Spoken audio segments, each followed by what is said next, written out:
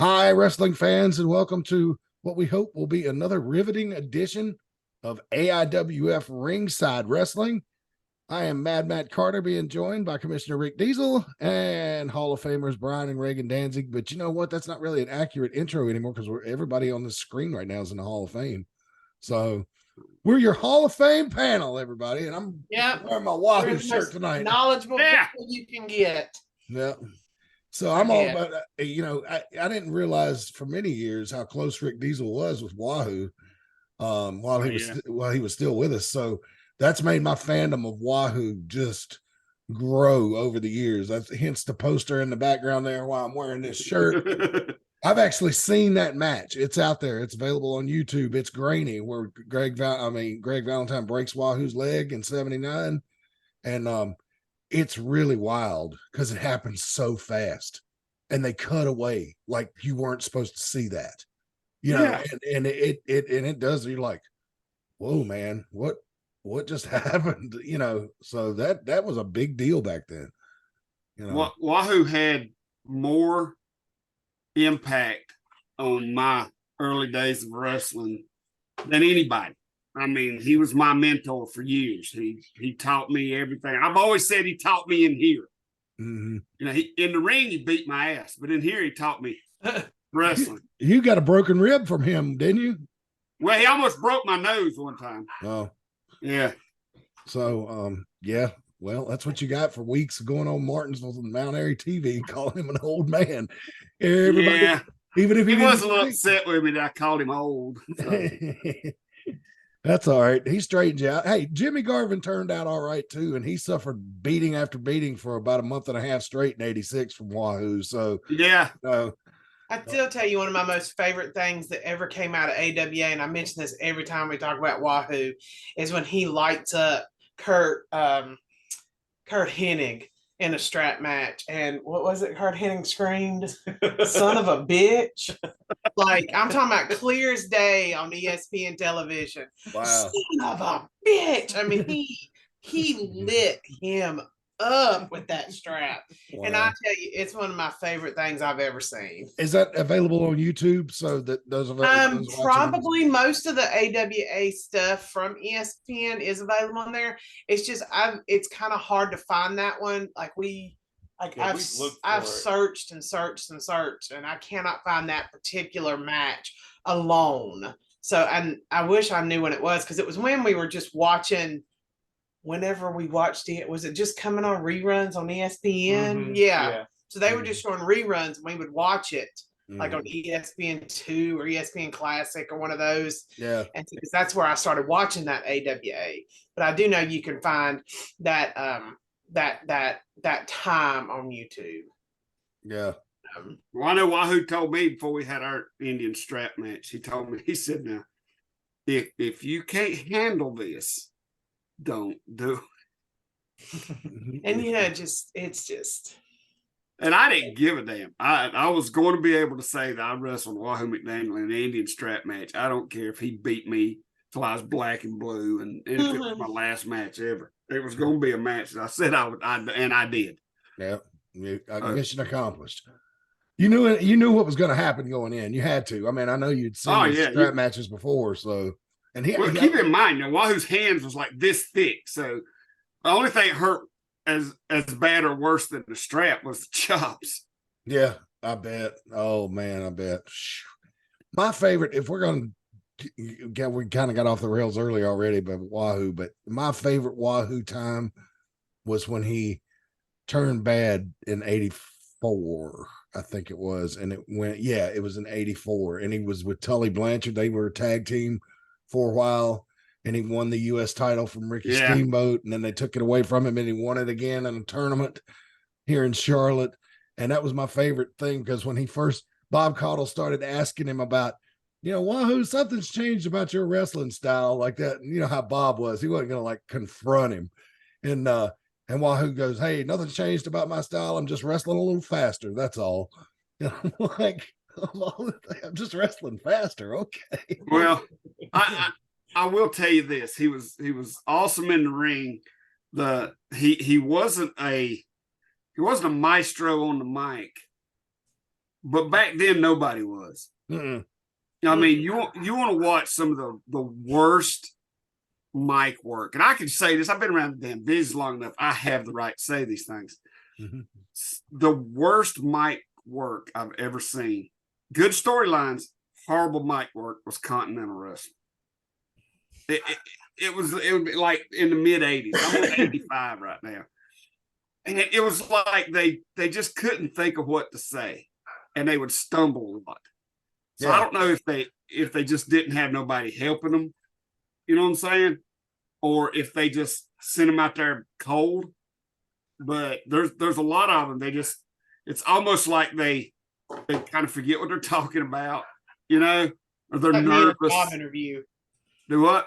Like me in a job interview. And I am a huge Adrian Street fan. Yeah. And it was his biggest run in the United States was in Continental, I think. I haven't seen him in anything. He might have done Mid-South some, maybe. He did JCP, which did not last long here, Crockett Promotions in the Carolinas, and then he went to Mid-South, and I think he went to Continental afterwards. So Continental, I think, was his, because it was 85. So Continental was his, I think it was his biggest run, because he held the Southeastern title down there for a while. Yeah. But bless his heart, he would just, his mic works just god awful back then. Yeah. God rest his soul. Like I said, I'm a huge Adrian Street fan. Nice guy too. I've always been told him and Linda were just great. I talked to him on the phone a couple times, a long time. He retired. They made gear, right? Did they? Yeah, they made gear before he retired. And didn't he also make velvet paintings?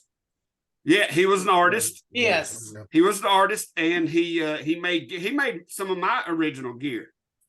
So that's how I first talked to him on the phone. I hate that I never got to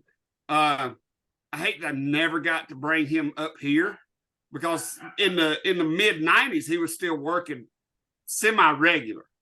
Mm-hmm. But I'd love to have brought him up here, but like I said, I think he always had an issue with a mic, and I don't know if it was because of his British background. You know, he didn't know quite how to talk to the, you know, I get, as he called them, the hillbillies in America. Mm-hmm. But I mean, but I feel like he should have got bigger pushes with Crockett, but I really don't think they knew what to do with it. No, I don't think they did either. You know, speaking of Adrian, if you look on your screen, you should be able to see an old ad for Adrian's rock and roll album that he made that was in Pro Wrestling Illustrated. Chris Severn sent me this. He's actually sent me a bunch of cool things that we're going to look at some point tonight from the old magazines. I don't know if you can see it good enough to read it. But it says, Shake, Wrestle, and Roll, the greatest rock and roll wrestling album ever, performed and written by Exotic Adrian. Titles includes I'm Only Happy Breaking Bones, A Sweet Transvestite with a Broken Nose, Imagine What I Could Do to You. That's the one that he used to use as entrance music. Yes, he'd sing it to the camera. Yeah, that's a cool song. Yeah. And so in like 86, 87, whenever this was printed, it was mid 80s. You could get the album, record or tape for $8, and you could get the video with all the songs on it for $25. Adjusted for inflation, that $8 would be about $20 today, $21, and this would be about $65, $70 for the videos. So that's about right, because it was not, for the time, and then color photos and stuff. So, but the cool thing about it was when I got this poster, I went on Apple Music and typed in Adrian Street, and he's got 2 albums on Apple Music. Good for him. Yeah, man. So that was really cool. Yeah, he's got one that's this one, and I can't remember what the other one's called. And if you notice down at the bottom of it, you could get it from his company called Bazaar. Yeah. And what I always liked about that, it was the same word twice spelled differently. Yeah. That's that's you know what's really interesting about that is that was an ICP had 2 albums. One was Bazaar spelled that way, and the other one was Bizarre spelled differently. Maybe Really? Silent J is such a huge wrestling fan. I wonder if that was Maybe. an homage to it. probably. Maybe. His wrestling nerddom is quite epic. Do you know what I read about him with this whole thing that's going on with the NWA right now? He works for them for free. I heard that. Flies himself in. He books his own hotels, and he works with them for free, which Wow. makes me even more like, their fans sometimes are problematic, but they aren't. So Yeah. No, they didn't last long in WWE, but you just don't jump off the top rope when you're not been cleared to do so. yeah. Thanks, I mean, Shaggy. Thanks, Shaggy. they did stuff with ECW too. Yes. Towards the end. Hold on, I gotta keep The yelling. first time I saw ICP on ECW was before they went to WWE. So it was like 96, 97. And they were in there. It might have been before pay-per-view. And Joey Styles was just flabbergasted because he goes, "Look, the Insane Clown Posse was nice enough to come down before this event and entertain the crowd, and watch what happens." And Sabu, when he was the world champion after he beat Terry Funk, comes in with the turban, wearing a suit, and Rob Van Dam come in and just laid waste to them. And I was just like, and then Dr. Bill, introduced me to their music. And one of my favorite AIWF things ever that I missed, but I loved watching the video of, was you and Billy at that Fright Night. Dr. They Bill. rapped. Yeah. Yeah. That was a lot of work went into that. And I gotta find that so I can put it up on the network. I was really tired. You ain't gonna put it up on YouTube. That's copyrighted music that we was using. You might be able to get away with it on Facebook, maybe, or I put on Facebook. Instagram. You can do it on Instagram. They don't. I don't think they have the issue with copyright. I think if something goes up there with copyright, they just pay it. It's just what interests me so much is like, we talk about this copyright stuff, but I'm watching Smoky Mountain, and all their entrance music is copyrighted music. What all of it. What they do is if you are using copyrighted music and you put it in the video, this is how to YouTube 101, ladies and gentlemen, and you list it out in the video, they will let you air it, but you can't monetize it. The money that generates off the ads goes to the artist. Does that make sense? Yeah. Like, I guess that's good for the artist. Suppose. Yeah, it's good. Yeah, it is good for the artist, but now you know why I spend so many hours. That's why I wasn't on music in our videos before they go up. That's why the artists got enough money. That's why I wasn't so upset about the debacle of the music last night at the end of the show. So nobody's ever going to see it that wasn't there. So, all right. Speaking of last night's show, let's get into. But you know what? But we all know whose fault that was. Lars Ulrich, you motherfucker. Wait, are we? No, he didn't have nothing to do with the music being messed up. He screwed up file sharing for everybody. He did. He ruined my. And caused my computer to have viruses on all the time because I was using LimeWire. Yeah, I have not liked Metallica since that happened. I don't like nothing after Master of Puppets.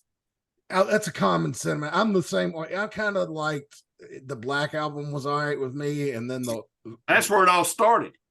Yeah, and then the ones they did, the ones with Fuel, and the ones in the late 90s, remember, that had the very interesting artwork on the album cover. If you don't remember, I can't remember what those were called. Well, I said anything after Master Load, and then Reload were the ones in the 90s, and they named those albums after. Well, maybe they can do something with Dolly Parton. She's into rock now. Well, I mean, she was right. They were putting her in the Rock and Roll Hall of Fame to be nice, and she made a rock album, so it would be right. I watched her video covering Prince's Purple Rain the other day. How was it? It ain't bad. She can sing anything, though. I know. You know what I'm saying? She's got a voice that she could gurgle sperm and it would sound good. Oh, damn it. Well, that kind of ties into what we were talking about Metallica's album art for the Load and Reload album. So, but yeah, Dolly's amazing. And hey, there was a chick down at the boardwalk when we were at the beach about 5 years ago that sang Jolene. And when they started playing that song, I was like, I hope she don't screw this up because this is a hard song to sing. And she nailed it. She's no Dolly, but she did a good job. Good enough for free concert on a boardwalk job. So anyway, we've got new champions to announce tonight. And That is so bizarre too, man. That's like title changes night. on that's why it's important to come to those TV tapings. I mean, we're not just it's not just nobody's seen it coming. This is the new AIWF Mid Atlantic Women's Champion. Jada Stone has been defeated. The Spark. Who is this individual? This is Ghazi. She was the whole night there was an issue because the Black Society, every Black Society member was there last night, and she is a member, or she was a member. And if anybody's been paying attention to them and their story through Facebook or anything like that, and then we saw it come to a head last night, her and Lazarus Black have broke off and I guess pretty much disbanded. Well, no, I think what it is Ghazi and Lazarus Black are now the Black Society. Right. Right. Because now the Black Society is minus Ty Tyson and Ryan Mantis. Right. They had kicked Ryan Mantis out, and then Ty Tyson quit because they had turned on Ryan Mantis. He quit the Black Society, and so now the Black Society is currently Ghazi and Lazarus Black. Which now Ghazi had help from Lazarus Black winning that title. I don't think Ghazi could have done it without him. It was a very competitive match. It was back and forth and very fast paced. I was I'd seen Jada in the ring before, but this was my first time seeing Ghazi. But yeah, she really impressed me. Both of them had a really good back and forth match, and it took Lazarus Black interjecting in the match to give Ghazi the final upper hand to get the title. Very interesting. Mm-hmm. Very interesting. Something seems to be off here. But anyway, congratulations, Ghazi. Ghazi, right? Am I saying it right? Ghazi. Yes, the Butcher Brat. The Butcher Brat. Yes. The Butcher Brat. Mm-hmm. So congratulations to the new AIWF Women's Champion, the Butcher Brat, Ghazi.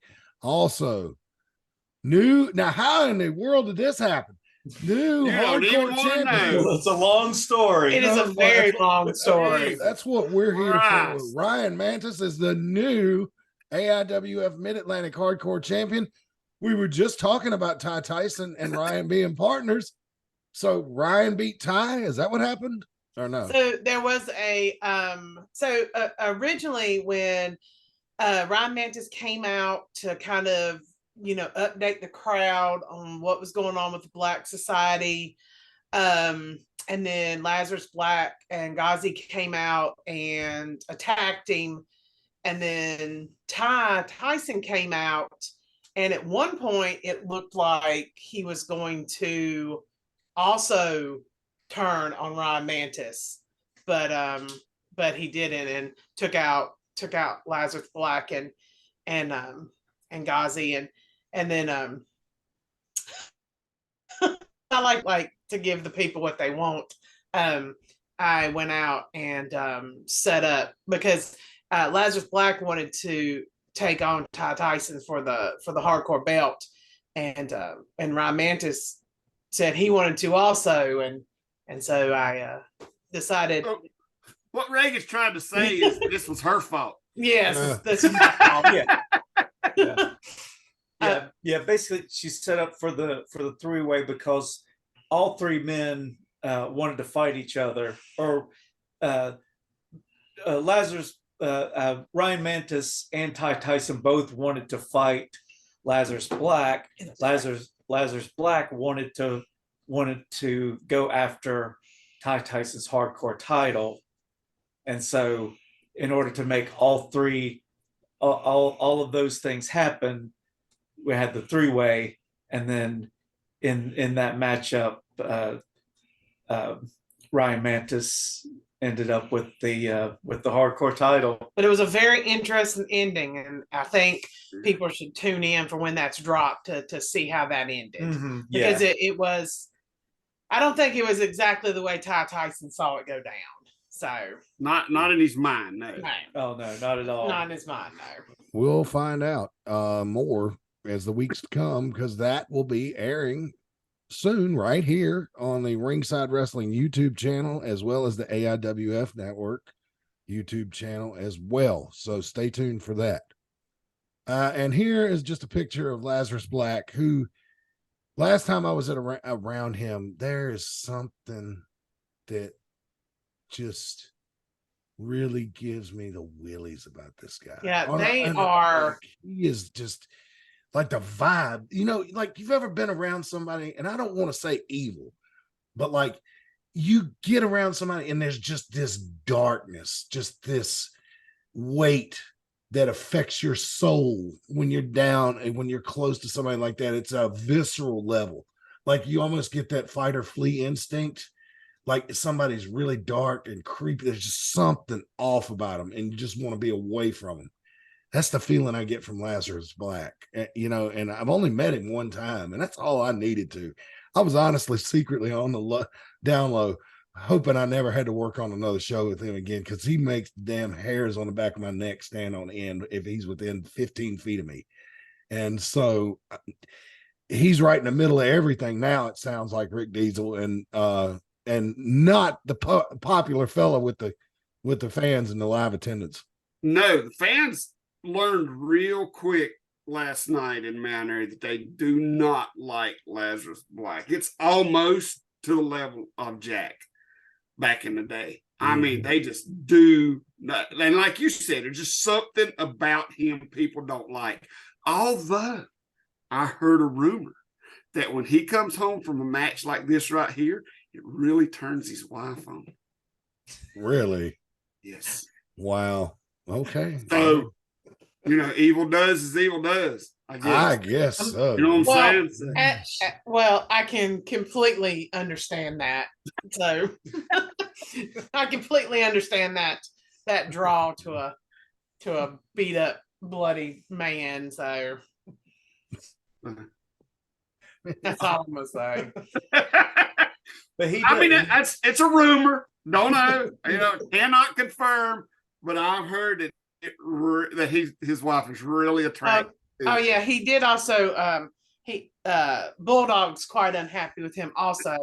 Oh yeah. He actually, Lazarus Black put me in a very, very precarious situation before intermission. They took out Tim Stone, and he was. There was a lot of injuries last night with refs, and it all started in the afternoon. Yeah. Mm-hmm. Timmy got hurt working out in the ring in the afternoon. TW Rose we're talking about here. Yeah. TW Rose. And then Lazarus Black punches out Tim Stone, who was substituting for TW Rose. I had to run camera. Wow. Step back into ref duties because TW Rose was out. And Lazarus Black was the Reggie. Don't know what happened. Ref Reggie done something to his arm in a match. What he thinks is his tricep. Yeah. So we think he might have tore his tricep or something. So lo and behold, we had to go to the bench into the the bullpen. I had to call in quite the favor on this one. I'm going to owe somebody a lot for this one. So I had to convince Darren to put the ref shirt back on. Oh Lord, I know he didn't want to do that. And end and he reffed the last two matches. He really saved us last night. Which is what caused the music debacle, because we had to put somebody else on music. Darren had to go in the ring, had to put somebody else on music. Actually, we had 3 people at one time trying to do Darren's job over on music. Yeah. So, and it's all because of the man you're looking at on your screen right there. He caused all of it last night. Wow. So I'll just have to mop the floor for the first time in a long time. Wow. Well, that attacking Tim Stone is something we just have recently revisited on the Ringside Wrestling YouTube page or channel with the release of the footage with fan cam footage of Ty and Brian from Deal with the Steel. And that shot is still, I'm not saying I enjoy seeing Tim Stone get beat up, but it always is kind of shocking, because on those fan cam videos, I try to lay off doing any commentary or making any comments so you can just listen to the sound, the natural sound, right? The sound of the wrestlers running into each other, falling down in the ring, what the crowd is doing. But Brian, when you attacked Tim Stone, I went into full play-by-play while that whole thing was going. And the last thing I said as they took him out of the ring was, "Holy crap!" And then Juliana gets in my face because of that. I know. So she was ready to kill Lazarus Black. She was ready. Oh my God. She said she's gonna beat the shit out of him. She better be careful, because she's gonna fuck around and find out one of these guys is not gonna will be in, like Brian explained to us, when you're in battle mode, and she gonna catch or put her hands on the wrong one sometime, and she might get knocked out. So there was a couple she followed all the way to the entrance last night. Yeah, I hope she's careful. She was on fire last night. It is deer hunting season. It is? I thought that wasn't until December. No, it's right. It starts in the middle of November. Okay. Yeah. Okay. So, all right. So so she's probably rutting right now. So Johnny Rib, I don't know what that means. I don't want to know what deer that hunters means. know. Yeah, rubbing. The deers rub the trees with their antlers to attract females, so females know they're around. It's hot here. Yeah. I'm a Salem fan now. Hey man, if you got a taste for venison, like I've never really been a hunter because I just ain't got the attention span to go sit in the woods and hope that a deer comes by that I will maybe get a shot at. And if I do kill it, then I'm able to drag it out of the woods, put it on a truck, take it home, hang it up, take the hide off of it, throw out the guts without breaking anything and causing a horrible mess, and then preparing the meat. Just too much work for me. But hey buddy, if you go out and get one and you got extra deer meat, send it my way. I love to eat this stuff. Tim Stone. He offered me something last night. I told him I'd have to talk to Ginger. I don't know where that's going. I haven't had a chance to talk to her yet. We've had other issues around the house. Yeah. But I've had venison sausage. Oh, like patties. Oh, it's so good. TR Superstar gave me some venison summer sausage one time. It's some of the best I've ever eaten. So if you live out around in Marion, Virginia, and you know TR Superstar, he makes great venison sausage. He's got Tim Stone tried to give me a whole deer last night. I'm like, whoa, Nelly. Yeah, you need a big deep freeze for that. Yeah. If they're going to give you a whole one. See, I grew up in a hunting family, so I'd only go hunting. I'd only go hunting so I could have a biscuit from the local biscuit place. Yeah, you're a lot of camouflage people in Hardee's on a Saturday morning. It was our local place, like our little gas station. Called Jabbo's had really good breakfast, and that's that's how the Village Mart was still is in Bassett, near where where my mother and stepfather lived, and where I lived for so many years. These little places in these convenience stores that have grills sometimes have the best food, better than most of the restaurants. And I have found a marathon station up here across the street from the Charlotte Motor Speedway that has that look to it, like it's got one of those grills. And I just have to I've got to make time to go in there and see if my hunch is right. But I do miss that about growing up. I got 2 words in for Stokes that. County. What? I got 2 words for that. What? Dodge's store. Yeah, boy. Dodge's store. Yeah, and well, it's in Stanleytown, really, I guess, but in Virginia. But they got one in Myrtle Beach now, and there's one. Really? Yes, there's one in Myrtle Beach, right on Kings Highway. Well, it's in North Myrtle. I And have eaten more chicken out of that place after shows. Tim Stone just says, tell Matt to let me know if he wants some deer meat. Tell him to message me and I'll give him some. All right, but I don't know how. Well, Tim lives way up on what's that mountain? You just have to get you a cooler. Yeah, no, I just don't know when I'll have time to drive all the way up there and get it. He'll have plenty. He always does. Okay, cool. Well, Thanks, I'll tell Tim. you, on my way home from Mount Airy, I counted about 15 dead ones down 52. Oh, I believe it. That's Deer Central down there. It is terrible. Yeah, I'm Well, always. keep in mind. I go through there like this, like. Keep in mind the mountains are on fire. Oh, Yeah, Sartown Mountain. Sartown Mountain's on fire. Towertown Mountain's on fire. Yeah. Oh my God! All the TV transmitters for your television market are up there. Well, I stream. they I guess about 10 years ago it caught on fire too pretty badly. And That's down in your neck of the woods. yeah, it's Kinda. in King, yeah. So it caught on fire about 10, 12 years ago, and they kept it away from the TV tires. So Good. They started today evacuating homes. yeah. Oh wow. Yeah.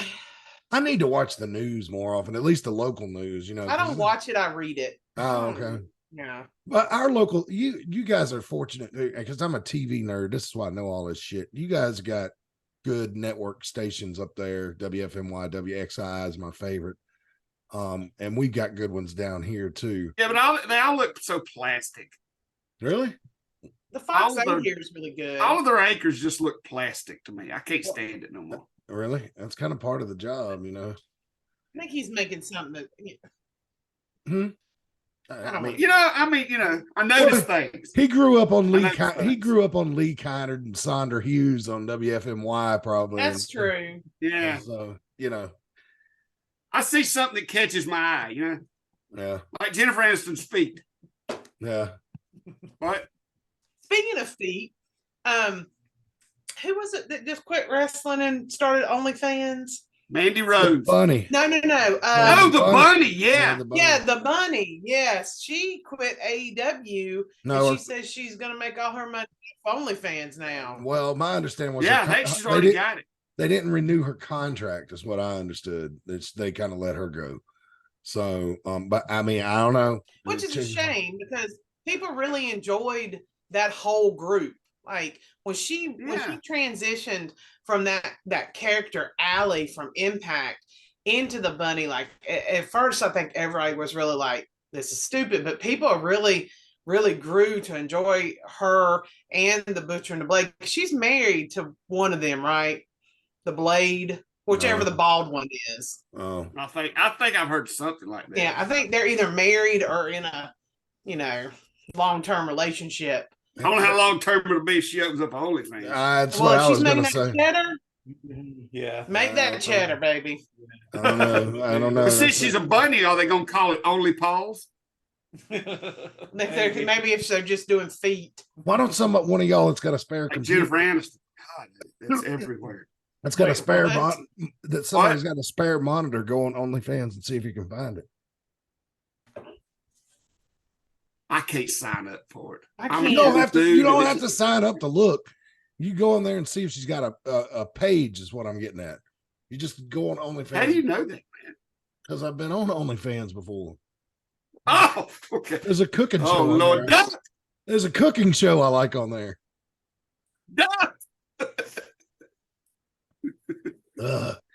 No, I'm just waiting for Jinky's face to come in beside the camera, like she told me to stop going on there because she's like, well, I went on there. I was looking for Mandy Rose. Oh, there's stuff on here that's not perverted.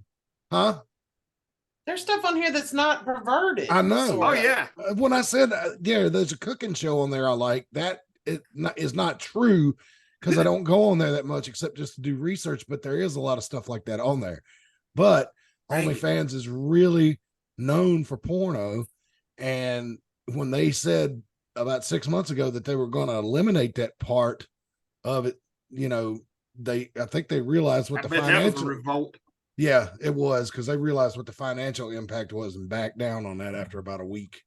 So if you want to see people cook, you can see it for free on YouTube. So Reagan, What? while you're on there, see if Kevin Phoenix has one. It's just a rumor. oh my God, if that ends up being true. If he does, give Kevin out the Phoenix. address. Kevin Phoenix, I'm warning you now. If this is true, you are going to hear shit from me relentlessly for at least 5 years. Okay, not under that name. Uh-oh. Is there one on there under the other name? No, I'm looking. Okay. I don't think it would be under the other name. No, I don't. The woman's real name is Laura Dennis. Okay, Laura Dennis. Is that Kevin Phoenix's real name? Laura Dennis? Laura Dennis. Everybody get on your OnlyFans and go look it up. We're not telling you to Well, while she's subscribe. doing that, Matt. Well, I don't see. Well, maybe she hasn't started it yet. There's the weirdest stuff on here that's not sexual that I just don't get. Oh Lord, I thought Matt was bringing up here's OnlyFans. tennis with Tay, game day prep of how to be a good tennis player. If I click on it, is that like the get me in, but then she's naked playing tennis? Like, and I had to be very careful because you sign in with your Gmail, and I had to be very careful with my shoot job. Oh yeah, let's don't do that. Yeah, me too. Do it, Matt. No, I ain't doing it. No, I'm talking about your ad slide. Yeah, Instagram. There it is. AIWF Mid Atlantic Wrestling and Diesel 247. Not been that real active on there lately, but there is some stuff. You can find me on been X. busiest that time of the year. Yep. Mad Matt Concord on X, formerly known as Twitter. Wrestling content is available there, but mostly it's people doing dumb stuff on the internet and getting hurt. And so I like to highlight people's stupidity, especially when it's funny, because I was like a big fan of Jackass when it was a thing. And so that's kind of stuff. I mean, I'm just kind of twisted like that. That's the kind of stuff I like, and I like to share it with people. Also, when people on Twitter do those, they'll show a picture and be like, "Who is this? Wrong answers only." I've started saying that everybody was Kyle Petty for some reason. I don't know why I find that entertaining, because I know he reads his Twitter, but I have the dumbest Kyle Petty story ever. Oh, really? Okay, so my cousin, she worked for a big mattress company, so she knew his wife, and so her second marriage was First or second wife. Huh? Kyle Petty's got a new wife. Whichever now. one was the most recent within the past 20 years. Oh, well, see, okay, so it wouldn't have been Patty. It's the new one, whether he's had the new children with. I can't remember her name. Yeah, I think it was that one. Well, she got married on their farm. Oh. And so her husband wrote a song about them getting married. And one of the lines was, "Here at Petty Farms." And it repeated over and over again because it was a brag that they were there, getting married there, even though we were all there and very well aware we were at Petty Farm. So he name dropped them in his song to his wife on their wedding day. I wonder if she started wondering if she made the right decision at that point. I'll tell you right now, she did not. That relationship did not end well. Big surprise. Yeah. Oh boy. Got Okay. any of them birthdays and anniversaries yet? No, I haven't. No, nothing yet. That's why I'm Advertise this at shows also. Oh yeah. Yeah. Hey, you know what you need to do? Send a slide of this maybe to Darren. He can stick it up on the big screen. All right. Because we do have a very nice project. Matt Carter's not been there since we've had such a nice The projector. fancy projector. That's right. Oh, yeah, I know. It's my busy time of year right now, guys. So it's supposed to wind up on December 7th. So probably at least gonna be Brian's Christmas present's getting some use after 2 years. What's that? The projector. Projector. Oh, okay. It was too hot over the summer. We were going to watch movies outside, but it was just too hot. Yeah. So anyway, send your birthday, anniversary, anything, questions to us at this email address. Just use AIWF Ringside Wrestling. As I take a drink of water, don't forget to include pictures. Yeah. So anyway, send them on. We'd love to have you. And I do check the junk file because the first couple I did get a couple, but it was actually Chris Severn sending me pictures that I have found very hilarious. I don't know where he's finding all these old Pro Wrestling Illustrated magazines from the 80s, but it's some good stuff. Oh my God. Tell him look for an Inside Wrestling magazine that has a 4-page article on AIWF. I used to have it, but it's gone. I used to have it too, and I don't know what happened to it. I even tried to look up back issues, but I can't remember what year or month it was. So that makes it very hard. Mm-hmm. Yep. Yes, indeed. All right. So let's see here. And of course, YouTube, we've got 2 channels, AIWF Network, AIWF Ringside Wrestling. This talk show lives on AIWF Ringside Wrestling, but we also have fan cam footage. And after stuff airs on the AIWF Network, if I can get my hands on it, Uh-oh. a lot Jinky of times, must be streaming again. am I breaking up? Y'all look fine. I pulled up and checked my email. Maybe that's what did it. AIWF Network, AIWF Ringside Wrestling, and our email is AIWF20@hotmail.com. Check us out, like, subscribe, ring the bell. We could really use your support. And if you see an ad play on there, click on it every now and then. It really helps out the channel. So if you see a Bojangles Pork Chop Griller ad and you want more information, don't you hesitate to click on it. All right. And so They're good too. yes, those things are good. They're no snappy lunch pork chop biscuit, but they're a close second. Yeah. Yeah, I'll agree with that sentiment, no doubt. Maybe I ought to try that. I don't ever eat but one thing from Bojangles, and that's breakfast. But I mean, I don't eat biscuits. I eat chicken, the chicken sandwich, chicken biscuit thing, Cajun chicken biscuit, and bacon, egg, cheese. Yeah. But I'm this weird person that only eats the same thing from a fast food restaurant all the time. Yeah, well, that's like me with the Bacon King at Burger King. I'm on that now, and I hadn't had a Whopper in 2 years. So yeah. I kind of understand that. Let's see here. Let me tell you about real quick Premier Auto Detailing.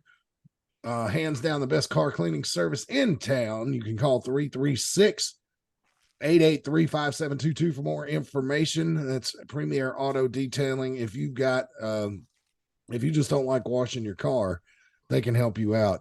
If you got an old jalopy you just got running again, they can help you out. They can get it looking as close to showroom new as possible. But I mean, you did leave it under that poplar tree for 10 years. So I mean, there's going to be some kind of repercussions for that.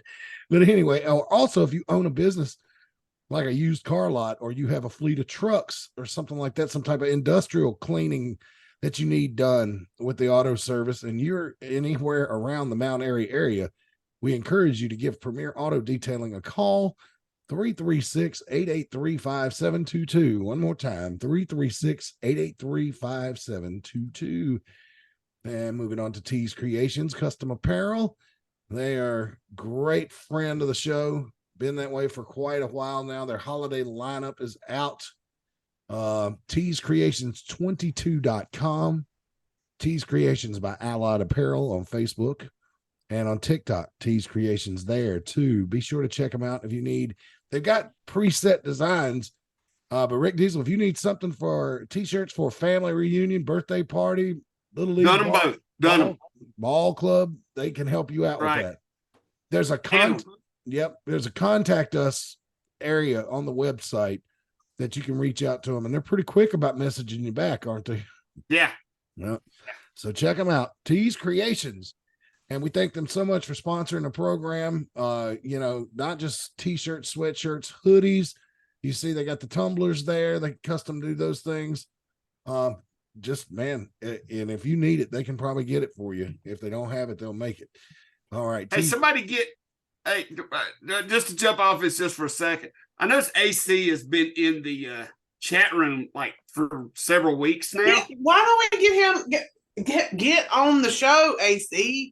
Well, either that or at least just shoot us the info on that business he runs up there in Lynchburg. Let's plug his business. I mean, Yeah. and that won't cost him nothing. He's a Hall of Famer, legend. Yeah, we'll let Give you him a free plug. Yeah, we'll give you a plug for nothing, AC. So Yeah, shoot us the information, AC. He sells a lot of retro gaming stuff, I think, and I mean, he's told me some stuff about it. It's pretty interesting. He'll call me every once in a while and tell me some find that the guys. It's like being on an episode of Pawn Stars, because they'll get their hands on some really unique stuff. Yeah, those places are getting popular. There's one of those retro stores in Concord Mills now, or at least it was the last time I was in there. And if for any of you video game nerds that know that, remember the Nintendo Entertainment System and Super Nintendo, well, in Japan, it was called the Family Computer, and Americans usually call it Famicom for short now. But it was the Nintendo, the Japanese version, it was top loader. So you stuck the cartridge directly down into it. So the Japanese children didn't have the same problems we had with the spring going bad and the NES and the cartridge not wanting to stay down or having to blow it out because it was a top loader. So, Nintendo of America really dropped a fucking ball. Well, they're going to give them the best stuff. Well, yeah, but I mean, there was a whole homegrown. separate division of Nintendo called Nintendo of America that was in charge of developing and distributing that stuff for the American audience. And looking back, they didn't know at the time. They wanted it to look different, but I still say they dropped the ball on that one. But anyway, all right. Hey, Reagan. What? Since Matt started talking about the Japanese Nintendo stuff, is it just me, or did you notice that he looked like he was being overdubbed and his words didn't match his lips moving? It did. Your That's internet messed good up job, again. Matt. Great. I pay Spectrum every month on time. Yeah, there you go again. I don't fucking understand it. I'm gonna tell you, over the past week, ours goes off how many times now? At least twice a day. Yeah, or at least once a day. Yeah. I like to round up. Yeah. Speaking of which, I have not preloaded or prepared you guys for something I wanted to bring up because I want your honest, natural reaction. And it's just something that's sticking in my craw. And most of the time, I've learned over the years, when you see something like this that annoys you, you shouldn't sell it. And to use a little inside baseball. But I saw something the other day that just kind of stuck in my craw a little bit. And I saw an ad for Wrestlecade, which Reagan goes to for the last 4 years for not one penny. And then I'm still saying Brian got the fix on. There's a fix in on that. But I think Darren goes and everything. And I saw an ad advertising that David Parrish would be there. And I've seen ads for other indie wrestlers that were there. And they have There's 1,000 of them. Okay, so I keep going, Matt. Foothills Championship Wrestling. I like the people at Foothills. I got nothing against them. They come and sit in our audience sometimes. They seem like very nice people. I hadn't spoke to them much, but usually when I'm out there doing the show, they're not going to get up and just walk over to the ring announcer in the middle of a match and talk to you. And by the time the show's over with, they get up and leave. So I hadn't really had a conversation with them. Everybody tells me they're great people, and I'm glad to see them there. I love that, But these ads for these indie wrestlers, most of them have been through the Mid Atlantic, and I don't see our logo on one fucking piece of advertising for Wrestlecade. And I'm just wondering why. Who did we piss off? Because if I remember right, Brian Hawks walked up to me when we were at a function together a few months ago and told me that he thought that AIWF leadership was mad at him for coming and working on our promotion and then going out and starting up his own wrestling promotion. And I said, Brian, if we got mad at everybody that did that, we wouldn't have any friends. Jimmy Love's done it. Robbie did it. I mean, we don't care. Lewis Moore did it. Major Havoc, Yes. Dynamite Doug. We have spawned more wrestling companies in the last 30 years than a sperm bank. So I don't know. Weird, ain't it? I blame Jennifer Aniston. What? I don't know why that happened, but I saw it and it just got to point now. I'm putting it on blast in public now. It's just about money. It's Yeah. Foothills is paying for a tape. Okay.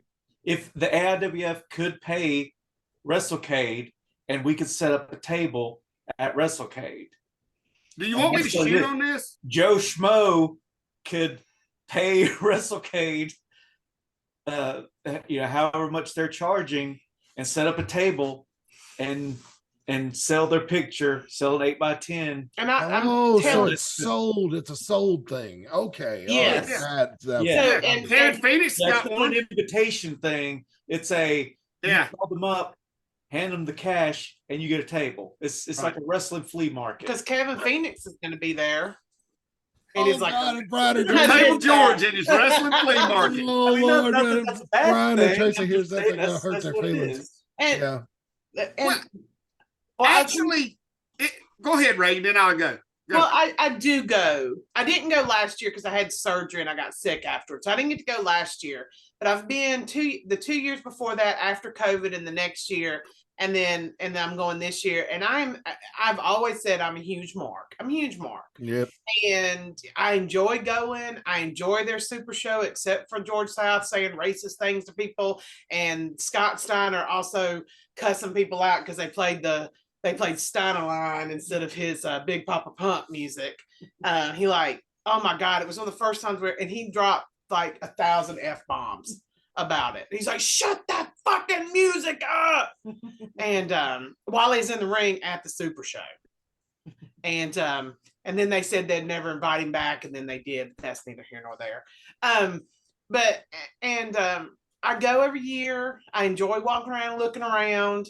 Every once in a while I'll pay to meet, like the last time we went, I got a picture with Gail Kim and James Storm, and Brian got one with Jordan Grace, and it's You better fun. get it now before she dies. It was Yeah. fun, but like this year I counted, because that's the kind of person I am. And it's honestly like 90 names and 80 indie workers. So I'm very curious to see how this con looks different than it did in the past.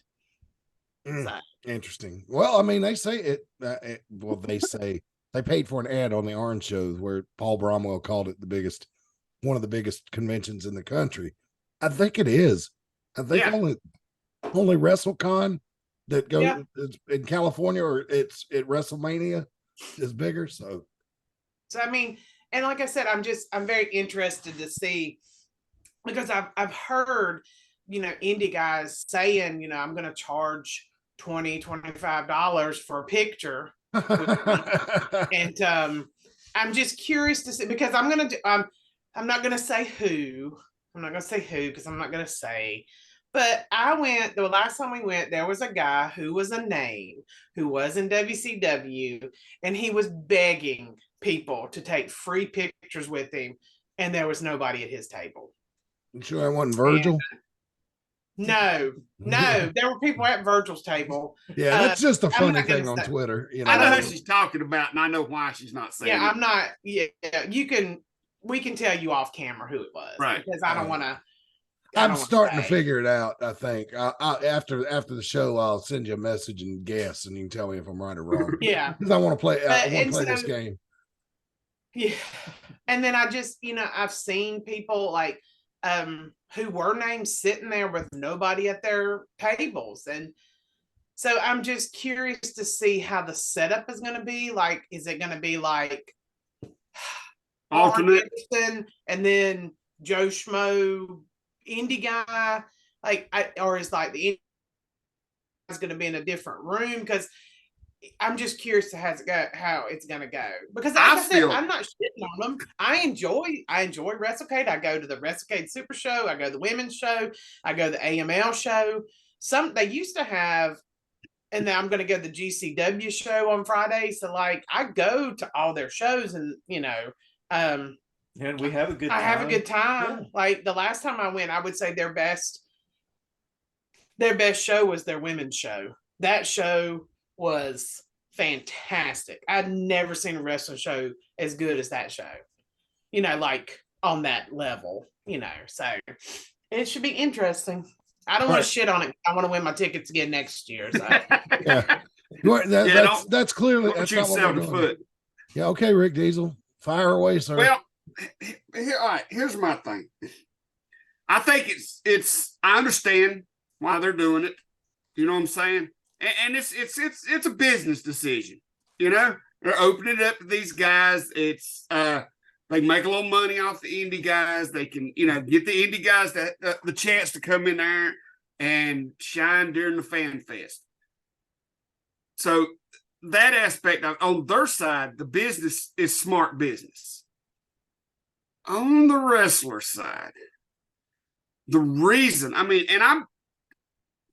first off, I'm not going to pay WWE that money to set up a table. I wouldn't do it. I've been in this business way too long. I don't go to fan fest and wrestle cons or whatever. I don't go to them because I've been around so long that the market was beat out of me a long time ago.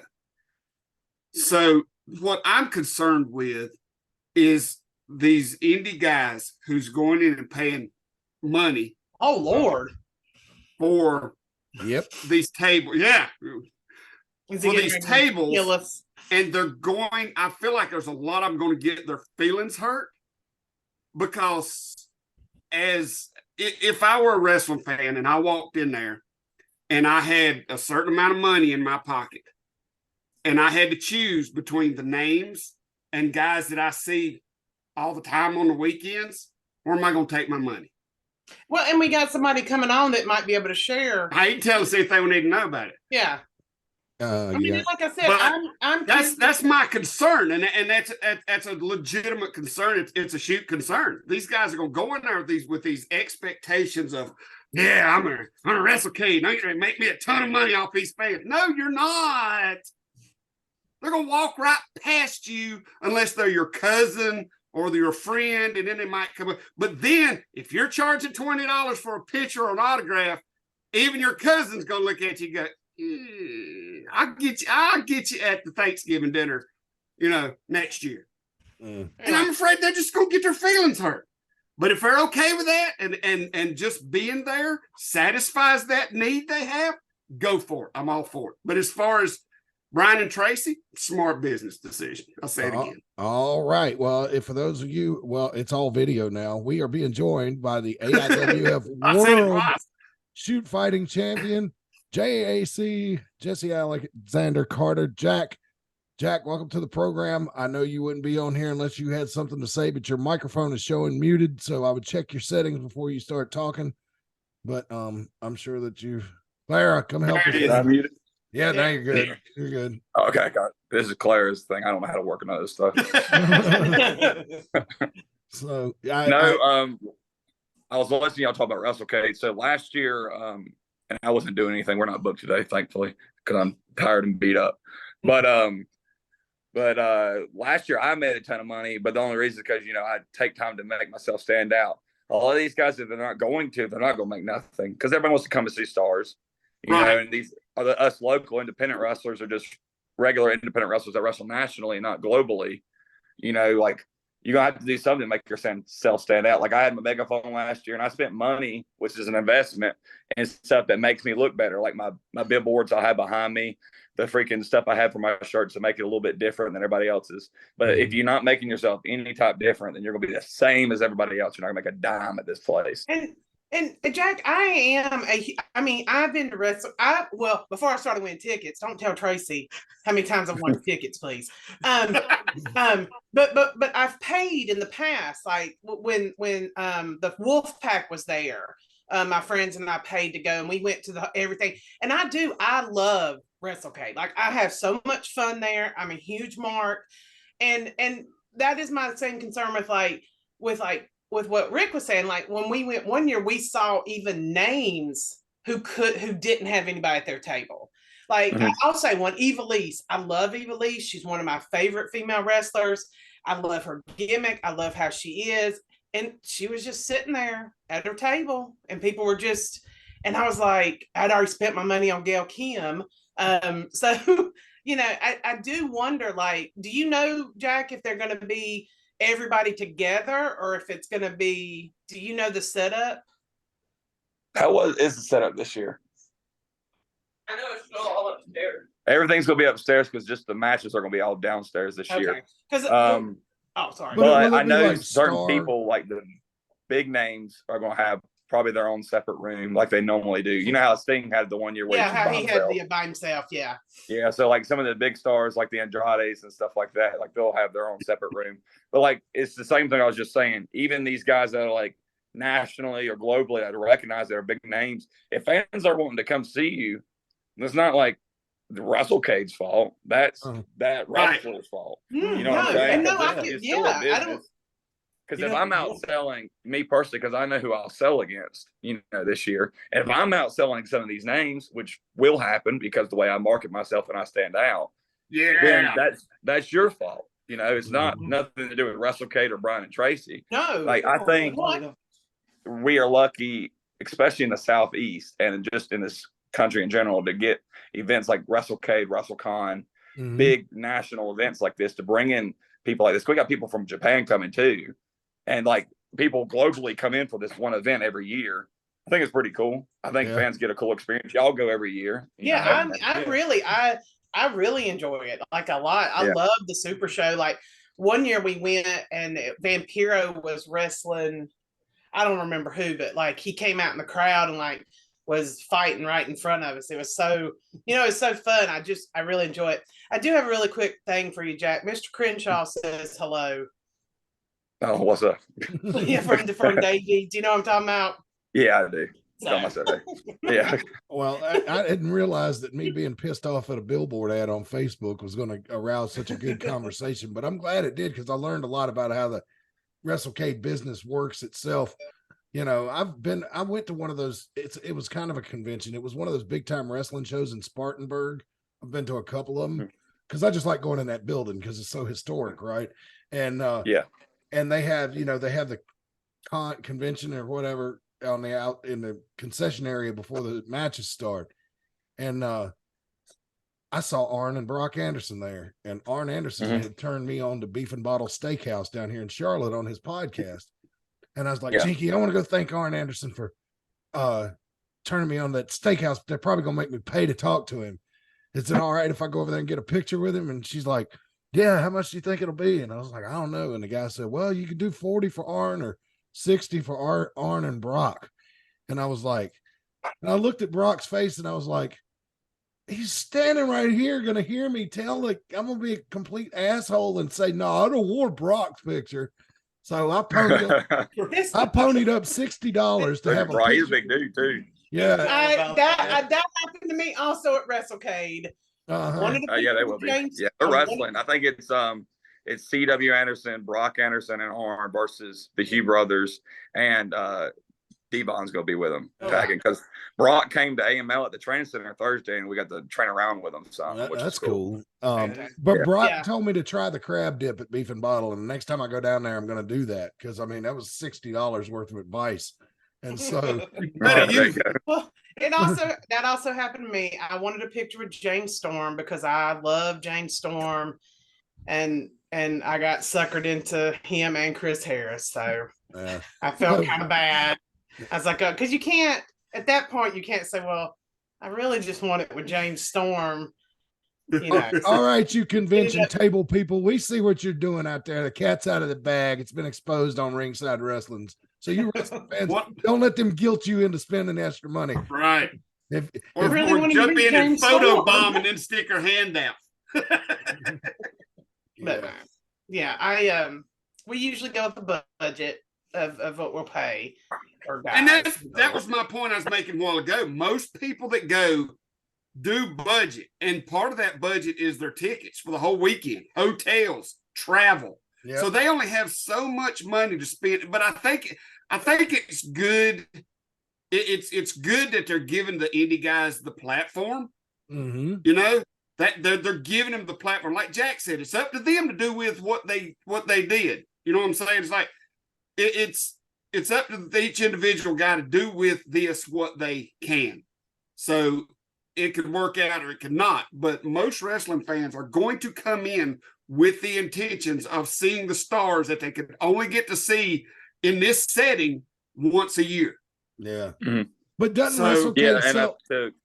to quote on that too, like some of these indie guys are just bringing themselves in, and like that's cool. I have a vendor that brings me in every year. It's a guy that does a podcast. He brings me in. I've been on his podcast. It's called AJ Scales and the Greater Good Podcast.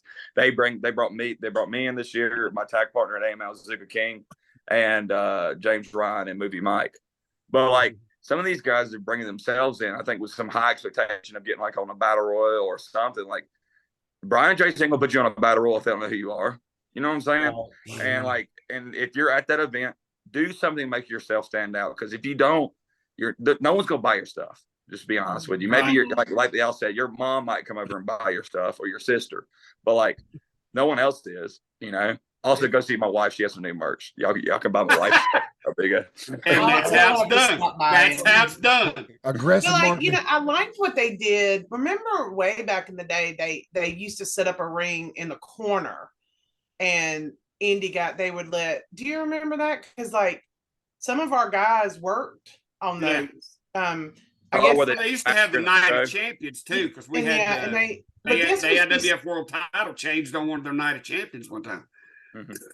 You know, and they aren't doing that extra show, are they? Are they, Jack? With the no, it's like a side distraction. Like, well, we don't do Night of Champions anymore. It's like you could get more money and more viewership out of bringing in like a GCW. Last year we had an Impact. This year we got GCW.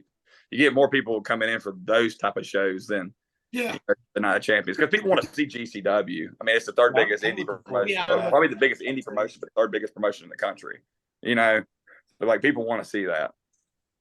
I did enjoy that night chat. We went one year and Axton took on Davey Richards. Oh man, that was one hell of a match. So Oh, trust me, I miss it. But you know, you were working security back then, if I remember correctly. Yep. Not no more. I got 4 matches this year. So that's good. I'm It's gonna excited. be a busy bee this weekend. So anyway, since we talked so much about it, Wrestlecade is going to take place at the Convention Center, I believe, this weekend, Thanksgiving weekend, Friday, Saturday, and Sunday.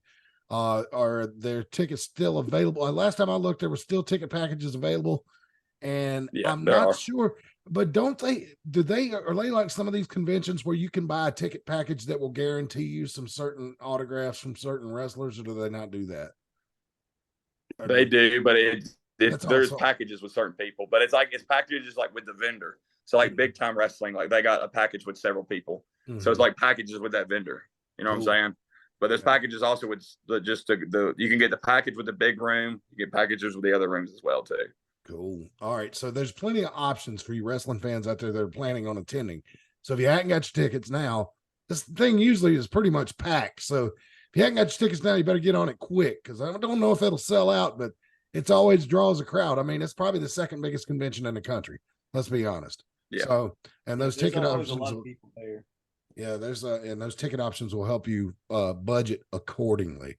So that was my piece on Wrestlecade. That was my question. So anybody got any final thoughts? Free advertising for them. Yeah, well, that's our pay for my free tickets.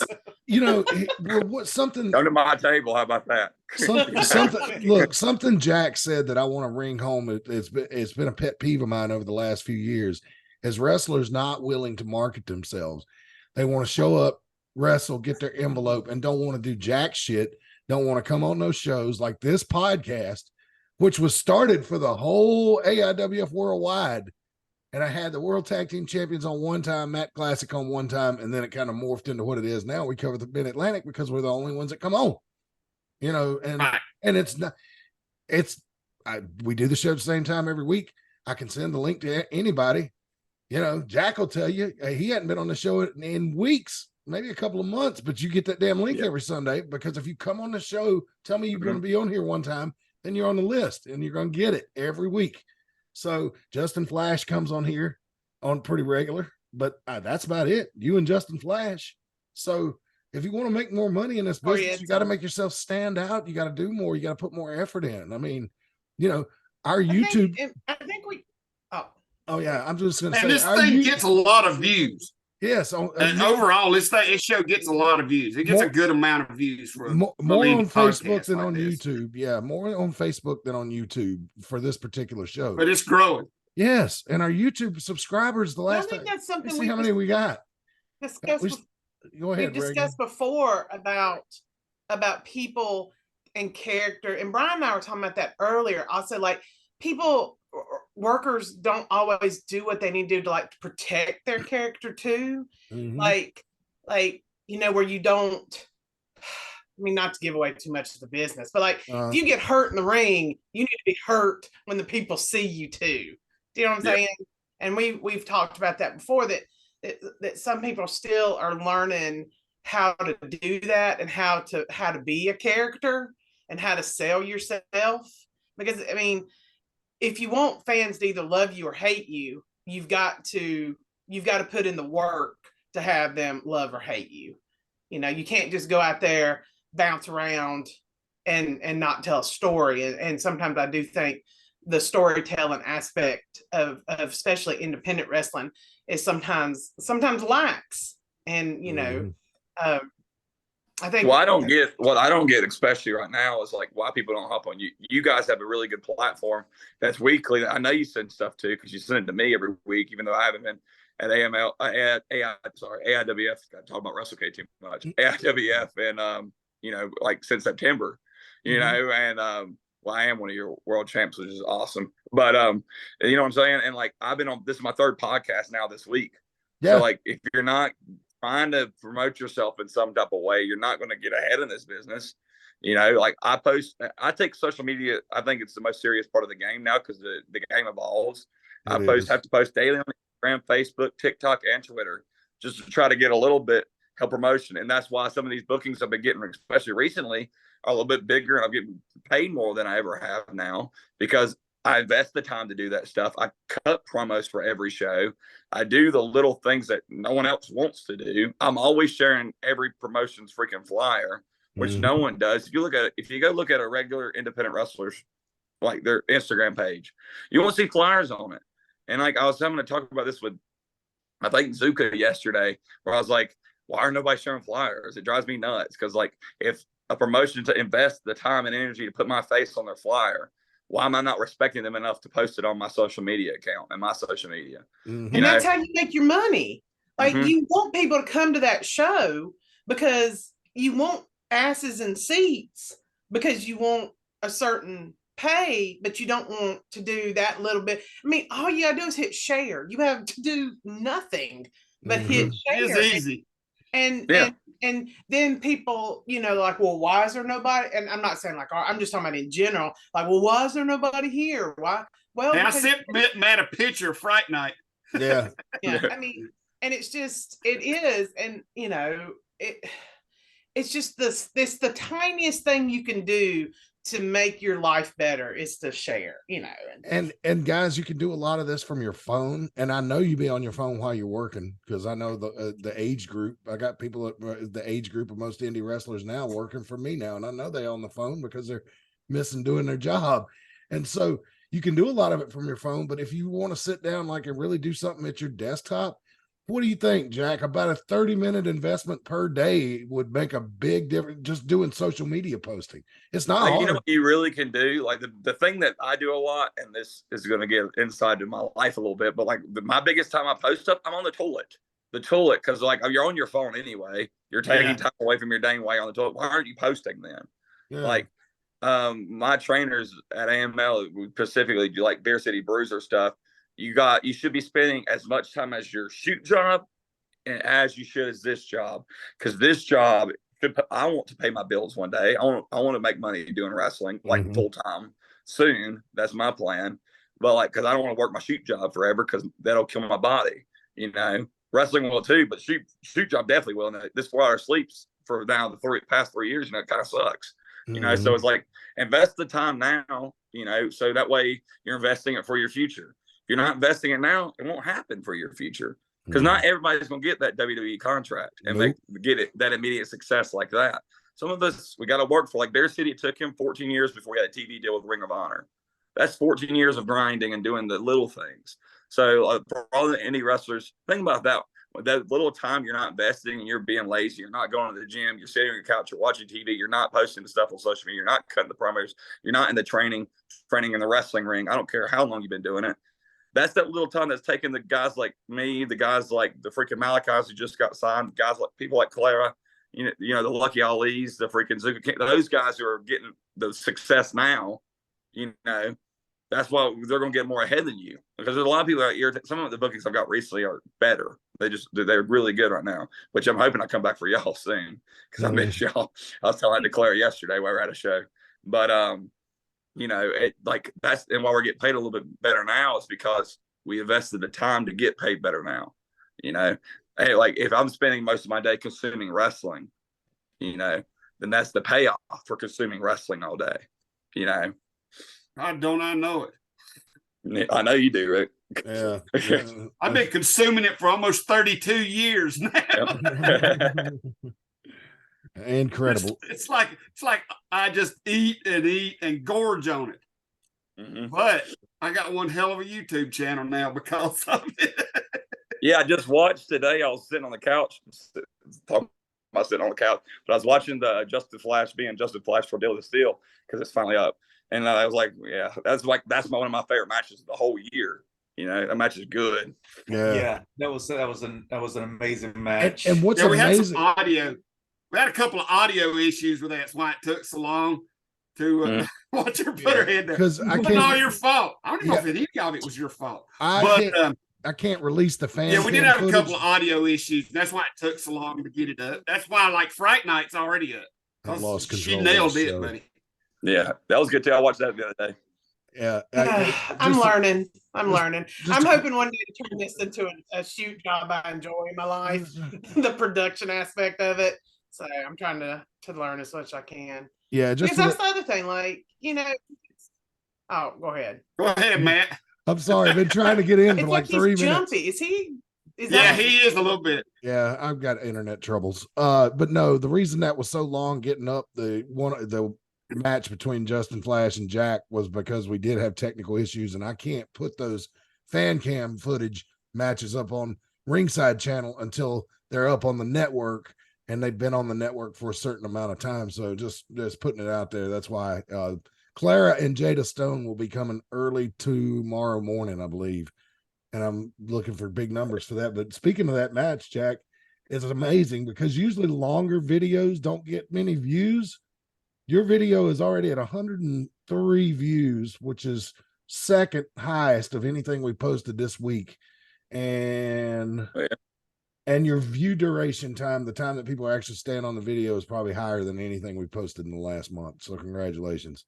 So people are really digging that. It's already at 103 views.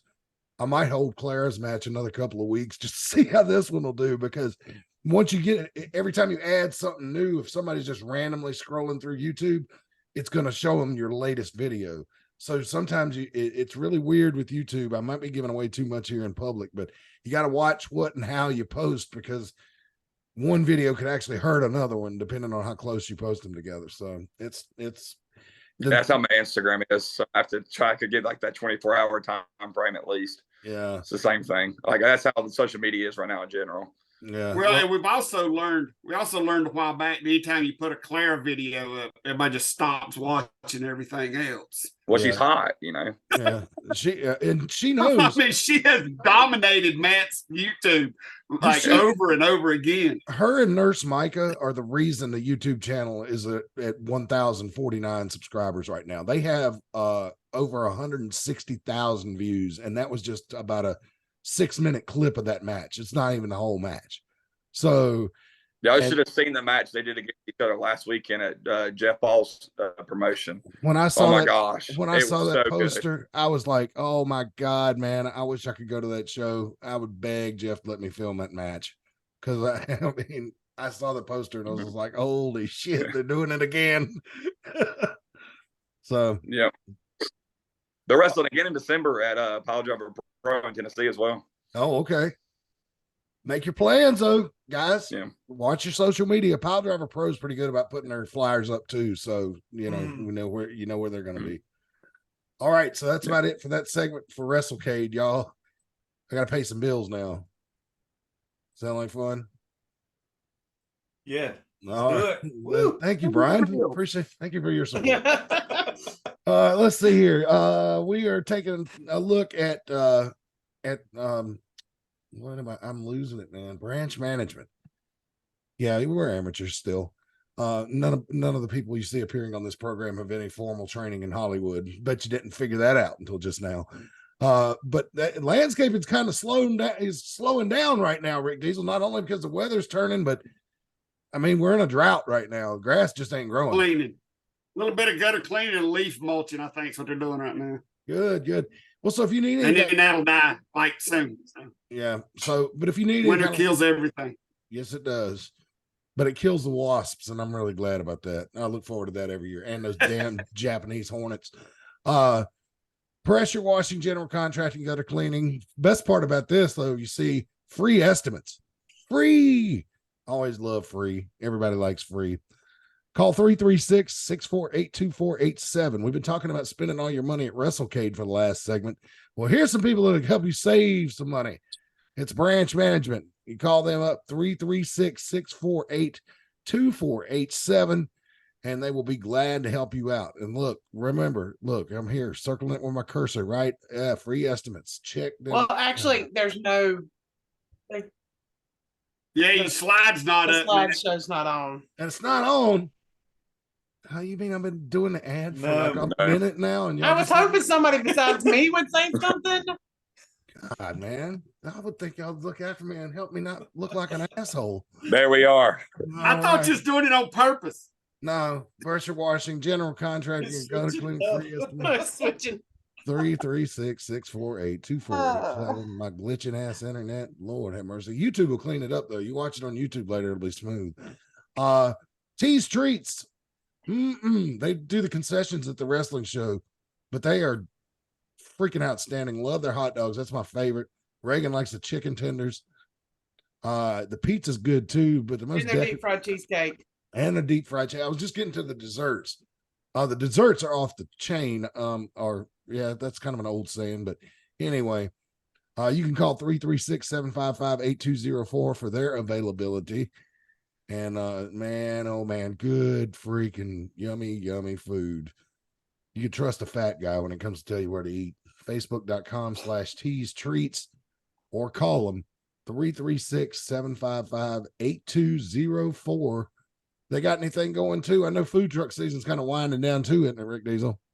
We'll be at the Galax, Virginia light show at Phelps Park for the holiday light show this weekend, Friday and Saturday. All right. Hey, will y'all have plenty of coffee and hot chocolate? Oh, yeah. All right. Cool beans. All right. Hey, I got a question you offered.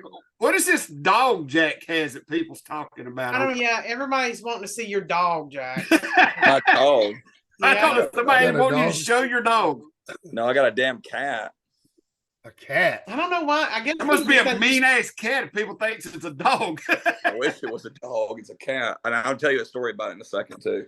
But Claire will show. Oh, look at the pretty baby. Yeah. Oh my gosh. I wish I could clip that and use it. No, as a I'm gonna tell the thumbnail on correct YouTube. story, then you can correct it. But no, what happened was, so she's doing extra work at Raw, right? And her mom, this stray cat, shows up on her mom's porch. Her mom's in Charlotte, and all day Claire's texting me saying, "Hey, can I come go pick up this cat?" And the whole day, the answer is no. We don't have the time for it, and our apartment building it costs money to own animals. And the whole day is no. So she's driving back from the extra work from Raw, and we're on the phone, and she says, "That cat ran away. I'm not going to go pick it up." I said, "Good, because I told you no anyway." Well, I fell asleep. When I woke up in the morning, I heard meows in my damn apartment. There was a cat looking right in my face, and I just looked at her so mad. You want to change the story now? It was right. Yeah, that's how the story went. So. That's how you end up with cats, Jack. You Yeah, don't ever plan a cat. No, they just happen. They just happen.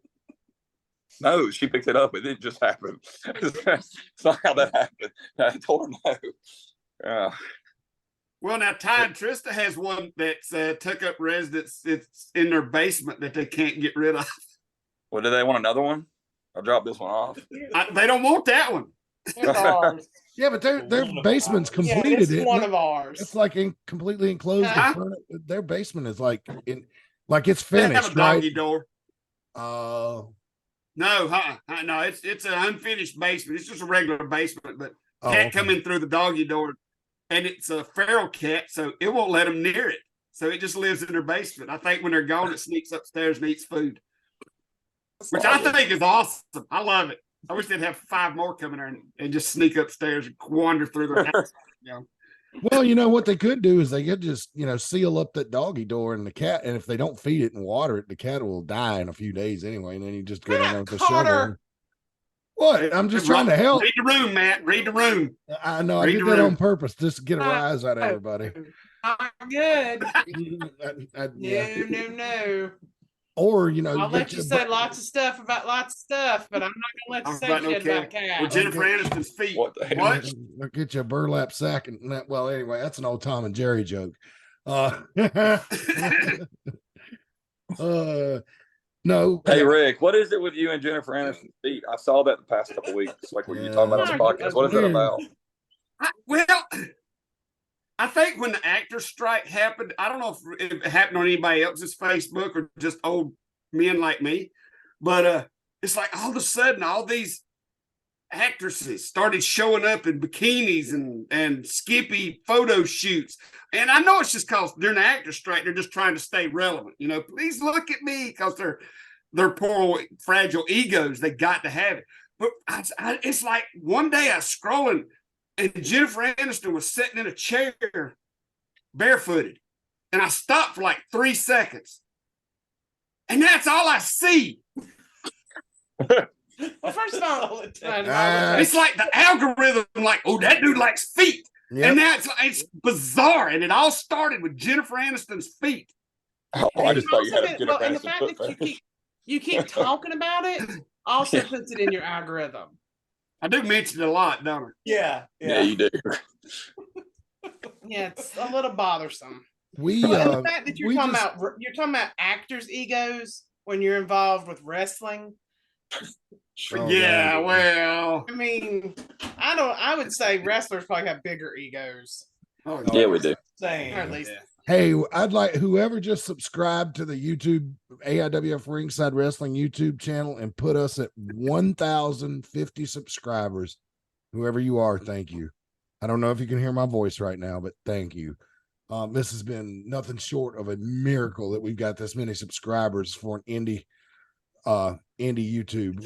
We talking about, Jack's been talking about self-promotion and all that kind of stuff.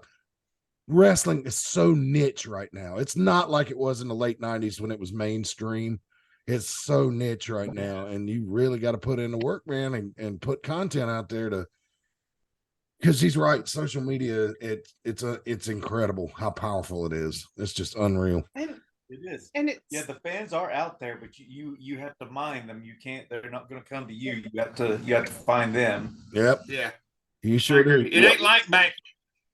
Remember when we first started this, 3 of these squares in this little room we have here. We all started this before the internet was even thought of. So We don't mean this show. You mean we first started when I never forget when we first figured out the internet. You know what I'm saying? 'Cause I remember it just take forever to upload a video or a picture. They're just crazy. Dial-up days. Well, I was just thinking about like yesterday. I was watching like NWA had a show in Florida, which they sold out.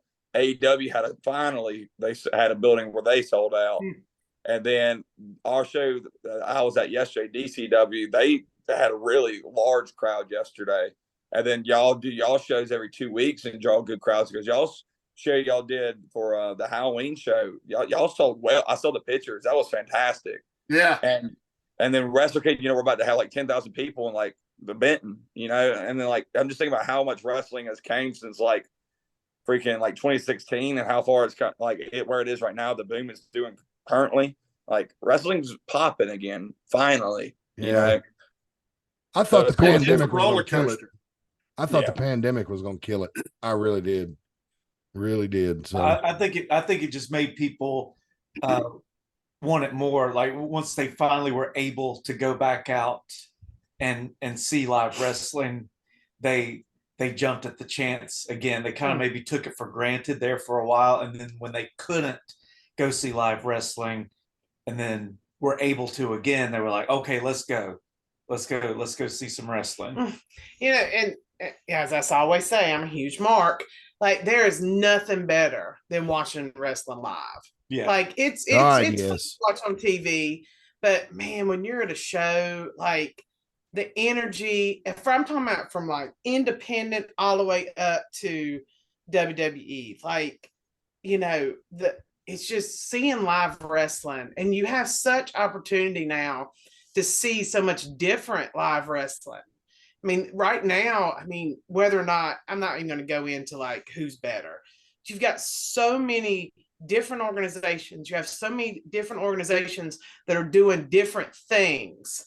And I think right now, anybody that likes wrestling can find one that appeals to what they like to watch. And I think it's a great time to be a wrestling fan, Wonderful time. Because like you have options now. It's not like, I think competition is why it's popping right now. That's why it popped in the 90s, because you had WCW versus WWF. And that's why it's popping again. I don't think it's competitive, like the competitive it is, but in a way, but I'm the same way. It's not that level it was. You know what I'm saying? But like it's still competition regardless. But it's not WCW, WWF competition. But it's still like competition's competition. And that's why WWE's popping the way they're popping. AEW's doing the stuff they're doing. New Japan's doing really good right now too themselves. And then NWA just had one of the biggest houses they've had in years. I know, man. That's wild. It's like the cocaine scandal, man. Made people go, what are they doing over there? So maybe that was no accident. No comment on the cocaine thing. Maybe it will. Maybe it screwed up that TV deal, but maybe it'll make them take off other places. But it's just it's a good time to watch wrestling. It's a good time to talk about it, and it's and kind of going back to like the promoting yourself. Like it was really hard, like in early 2000s and late 90s, to promote yourself, because you might have a message board. I think we ended up having a message board. We did for a while, yeah. Like around 2001 or so, 2000. AC set it up for us. And it was a lot harder to get yourself over. And now if you just put it, really, like Jack said, if you're sitting on the toilet, why not promote yourself? Yeah. In the early 2000s, you couldn't sit on the toilet and do that because you'd have to bring the desktop in there with you. Yeah. I think it is different now, though, because like with like tryouts and stuff like that, like Brian had his tryout with ECW. I saw where you talked about that a couple of weeks ago, where he had his tryout with ECW, where he just got to travel up and got the opportunity to go do it. Like now, like the promotions, they have the social media stuff. So if you're not like one of these trending guys like on social media or stuff, you're not getting your tryout. Because they very heavily, like, the benefit from that last WWE trial they just recently had where Malachi and Lucky got signed off of, they got to do that because they were trending and they were globally doing well. Like, especially that show DPW helped them out tremendously, because they had those trending topics online from those shows, those viral, like, clip moments they get, So, I think I think that both of them just had their different time periods are just different for both. They both have their advantages, both have their disadvantages. Yeah. Yep, absolutely. Well, Thanksgiving is coming up this weekend. We hope that everybody gets way more than they need to eat this weekend. And you heard Jack, go up to Winston-Salem if you ain't doing nothing and check out Wrestlecade. Wanted to touch base on a couple of national stories. Talk about promoting yourself. I did not even know Full Gear was going on last night until I got up this morning and saw the press scrum. But I just don't. How did you not know that? Because I don't pay attention to AEW. The way the show is formatted week to week is like, I've said it before, it's schizophrenic to me. They have good matches, but a lot of stuff that goes on there doesn't make sense. And I don't want to spend 2 hours watching it. every Wednesday. And now that Punk's gone, Collision's not interesting anymore.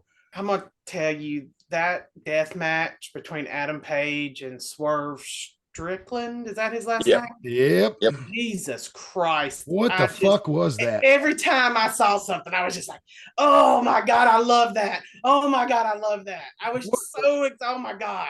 I don't know, man. That pulling the staple out and drinking the blood. I saw that on Twitter this morning. That was my most favorite thing. Shit. When he drank his blood, I marked out. I absolutely loved that. And when he did that moonsault with the barbed wire chair, I was like, holy shit. The only thing I didn't like is when he took that, I don't know what it was, onto the cinder block, because like that. Oh my God, yeah. That looked really painful, and that did look dangerous, you know. Drinking another man's blood seems a little dangerous. Yeah, because that's like trying to suck the quarters out of the love tester at the bar. You know, it's a real good way to get sick. So, I saw that clip. I was just like, wow, man. You know, I would say don't try that on the indie level when you don't know who you're working. Yeah, like, let's put that. They probably have regular testing for disease at AEW. At least I would hope so. I would hope so. Well, you know what's funny? You know what's ironic about y'all saying that is today, after all that last night, I was looking through, you know, that's what I do. Look through these freaking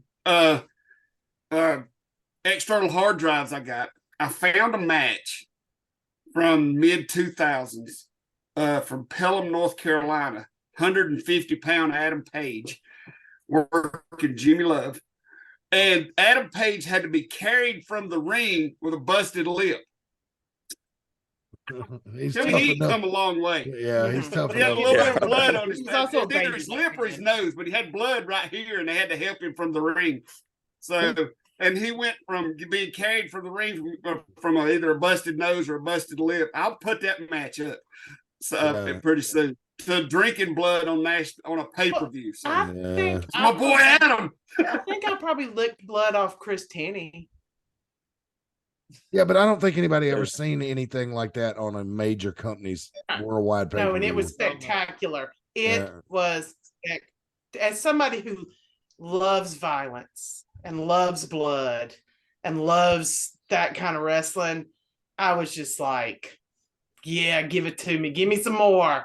So, and Swerve's gear was an honor to Terry Funk. Did y'all see that? Wait, what? Part of Swerve's gear was an honor to Terry Funk, which I thought that was the coolest part of the match. I didn't see that. I didn't notice that. Yeah.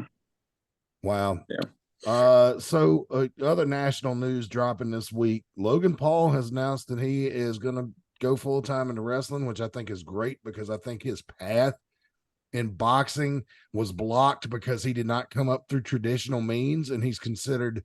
I know his brother, Dana White's called his brother Jake a pay-per-view hack. And after that display at Logan's last boxing match, where the other guy just laid down and was not taking it seriously and everything, I think it's the right move for him to go full-time into wrestling. He obviously respects the business and trains really hard. I mean, he and Rey Mysterio had an excellent match at the Crown Jewel event. And so thoughts on social, talk about somebody that knows how to use social media. That's how Logan Paul got famous. He's self-made with social media. Remember Rick Diesel? We were looking at his YouTube numbers, and he hadn't even got 100 videos on the YouTube. He's got like 70 or 80 million subscribers. It's incredible. And so he ain't no Mr. Beast, but he's pretty close. And so what do you guys think? What's the round table? We'll start with you, Brian and Reagan, about Logan Paul going full-time into wrestling. Good idea, bad idea? I think it's a good idea. I think people have this historical feeling that you can't come into wrestling in like an alternative way. And I'm not sure why, maybe because historically when WCW brought in all those celebrities who were terrible in the ring, that maybe that kind of sullied that for a while. And they're like, well, of course, if they're famous, of course, if they're an actor, of course, if they play sports, they're just not going to be able to wrestle. Because, I mean, that happened a lot in WCW, a lot. And I think if you're talented and you get your opportunity and you show that you're able to do it, and I mean, why the hell not? Yeah, yeah. I mean, he's proven time and time again that he has the ability to do it. So there's no reason for him not to. I mean, the only thing I could think, I mean, as far as the WWE is concerned, I think this is a very good move for them. For him, I mean, he may be taking a big chance doing wrestling full time. It's going to put a lot more wear and tear on his body than just making YouTube videos. So I don't know how long he plans on wrestling or anything like that, but yeah, I think if he wants to do it, he should go for it. Jack. I think it's great. I think he's phenomenal. I think he's really wonderful for the business because he brings a new audience into the business. He's not his brother when it comes to boxing. His brother's actually a really good boxer. He had said on a podcast that he thought he was better than his brother. I personally, because I like watching both of them fight, I've never saw that. His brother actually talented. He's beat the likes of like Anderson Silva, Tyron Woodley, Ben Askren, actual like legit MMA fighters, world class champions. But with like Logan Paul going to WWE, don't look at me like that. Going to WWE. WWE is a positive and good thing. Like he just saved Rey Mysterio's life on that match with Rey. Yeah. And he's a United States champion currently. And if you've noticed Logan Paul's social media recently, the United States Championship belt's on everything he posts. I got a comment about that at the end. Yeah. Everything. And he has a bottle of Prime and the United States Championship. And you gotta think Prime right now is a like $2.1 billion company. Yeah. Prime's doing really well. So having the WWE attached with Prime's also a positive thing. So I think it's a great thing for the business in general. Plus, he actually is a good wrestler, which is actually is an incredible wrestler. It's amazing. I would, not to try to hurt Logan Paul's business, but I would just advise before you pick up that energy drink, take a look at the ingredients. Rick Diesel. Well, being the old school fogey in here, I've always been the type of person to think that a spot in the wrestling business is earned and not given. That's just the way I've always been. But on the other side of that coin, if there's ever been anybody that's earned it, it's been him. I've watched his matches. Mm-hmm. He's very good. He's very talented. I think he belongs there.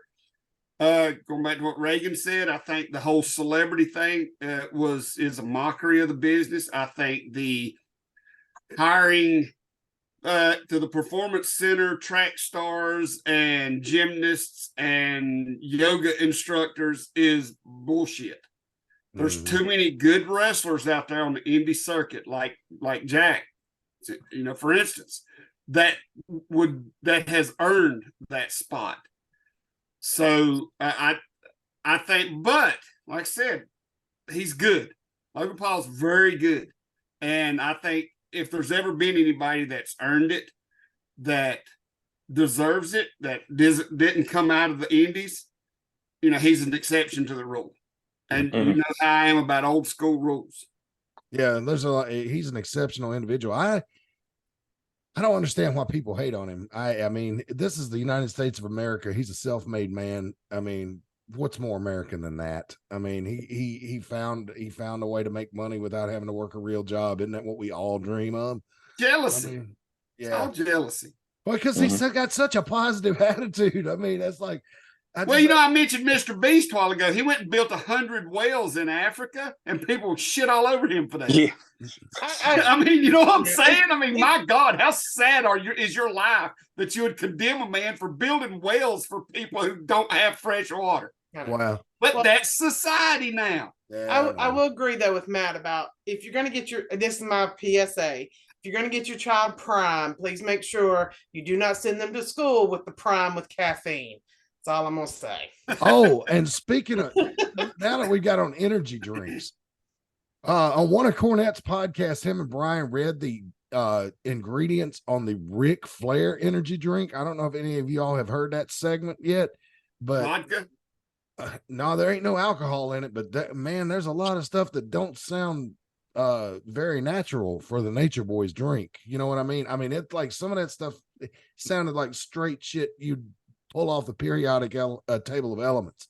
I mean, like, now I know what sodium benzoate is, right? That's a preservative, right? And, you know, I usually know my preservatives, and you can recognize those.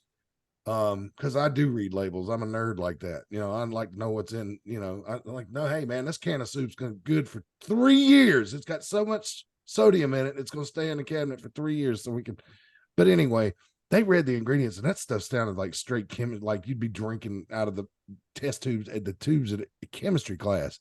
So not trying to shit on Ric Flair's business either, but if you see one of those woo energy drinks, better spin it around and take a look at the label before you put that Ain't in. they all like that, basically?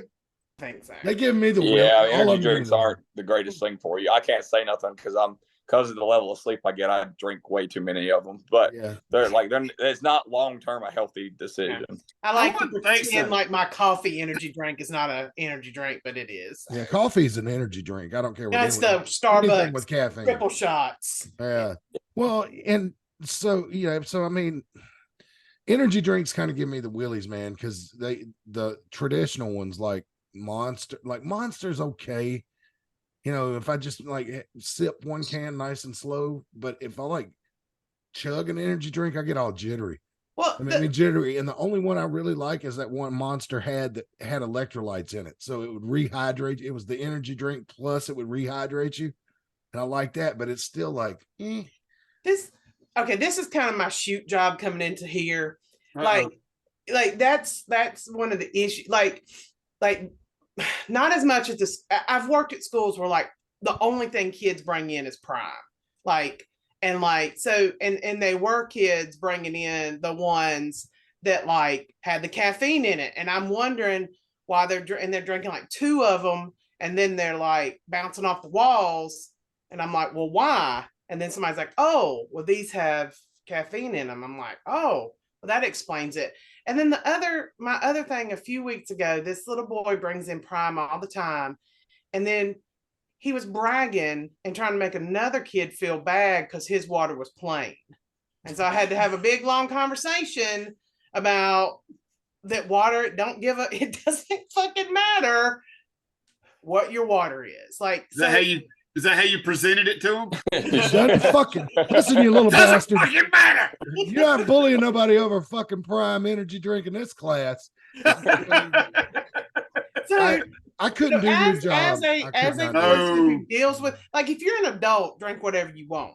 But like as a kid, let's not bully other people because they're drinking Sam's Choice and not Prime. I'm not a parent, but Rick Diesel, you and Brian and Reagan are parents. Why do these people send these little monsters all jacked up on this shit to school like that? I mean, you know, my mother wouldn't even let me eat Frosted Flakes when I was a little kid because she's afraid I'd go to school all sugared up and be nuts. And so, and she's probably right, but like, I don't understand it. Can't the school don't allow kids to smoke? The school don't allow them to bring vodka in there. Why can't they just add Prime to that list? You know, I mean, it's 8:30. I don't even have the time. Are there vending machines in there? Go into this conversation. Are there vending machines in that school? No, okay. Children. Okay, so I'm just going to tell you, until you've worked with parents, you just have to realize that some arguments are just not worth arguing. Yeah. But I did at one point say no caffeine drinks. Yeah.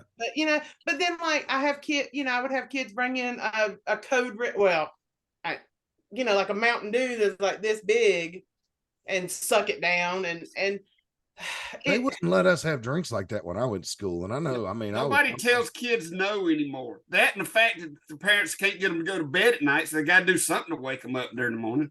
Oh, yeah, but the reason I can't go to bed tonight is because they're drinking 4 energy drinks. It's a vicious cycle. It is vicious. Like I'm not even. Lord, Here, don't worry, Reagan. We're gonna wrap things up, but I'm gonna do something for all you teachers out there because I could not do your job. Thank you. I know it's a thankless job. Sometimes you have to nurse these little monsters, and I was a little bastard too when I was that age. Not all monsters, but the majority are. They're monsters. They're horrible. Yes, they are. I mean, Listen, I remember how it was. I am happy that I have a job that is not too terrible, but yeah. Yeah. Well, you're educating the next generation. And if the ones that, if there's one kid or two kids in that classroom that wants to learn and the rest are monsters, it's worth the effort for the ones that want it. I will say that.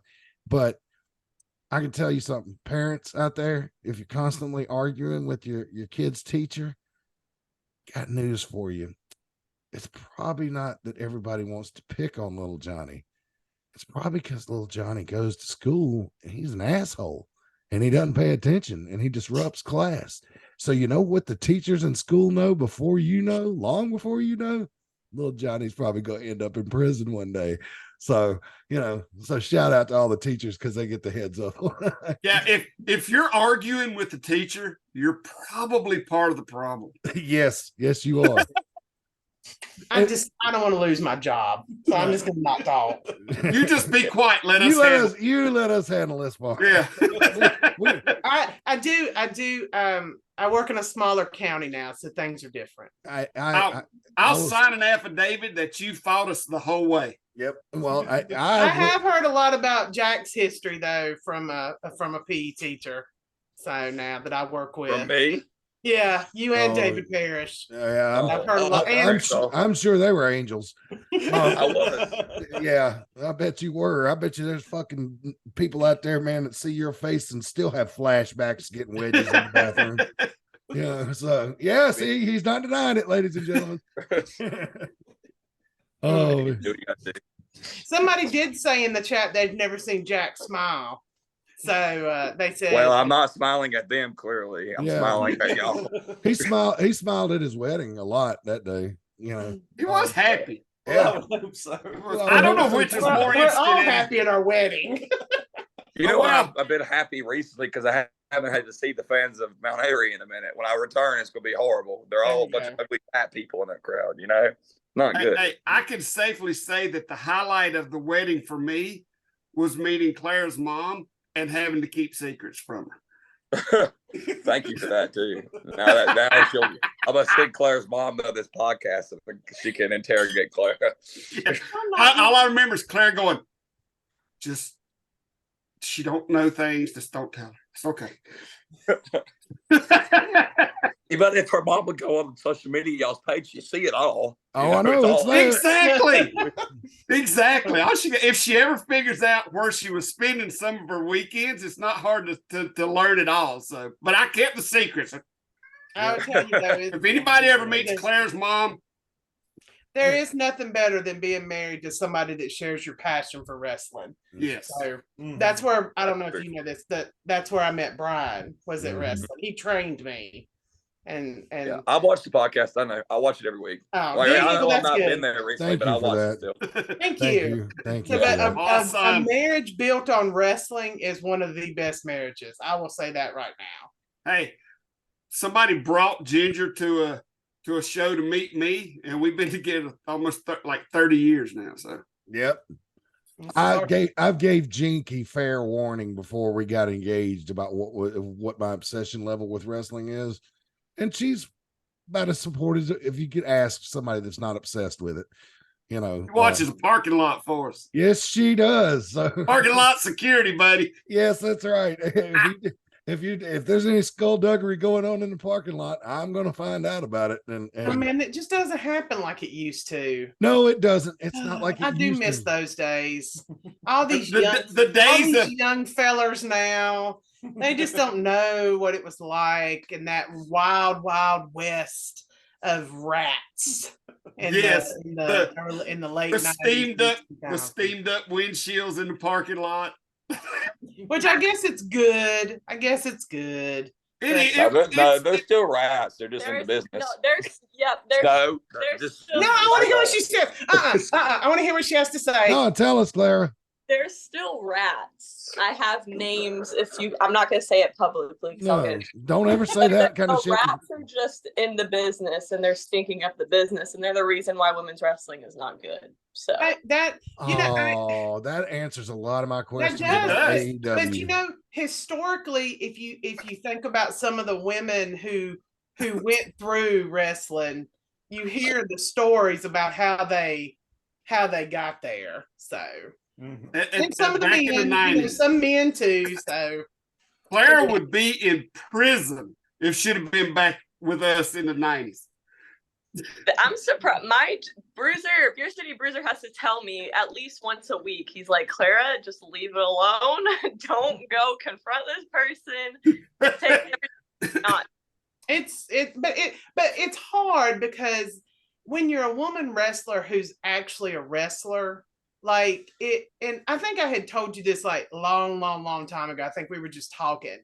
You know, that you have women wrestlers who are wrestlers and they are really damn good wrestlers, but they're sullied by the ones that are just about that. They sully the women's business. And because there are some women wrestlers on the indie level and the national level who are some of the best wrestlers that are out today. And because earlier I was talking about how good that ladies' night out was 2 years ago at Wrestlecade. Like it was one of the best shows I'd ever been to. And there's so many fans, but yeah, it's like, but then when you have those one or two that are just that tits and ass and being whatever in the back or whatever, they just ruin it for the women who take the business seriously. So, well, see, and the good thing about us back in the day is rats were rats. They had their place. You know what I'm saying? They was over in the corner where they're supposed to be, or in the back of the police car in Bradshaw, West Virginia. Yeah, see, you knew I was going to bring it up. When the cops was riding all the wrestlers around while the rat was in the back of the cop car giving out pleasure things. I wonder how many blowjobs she gave out that night. I don't know. Is she the one that followed? I think the cop car almost run out of gas.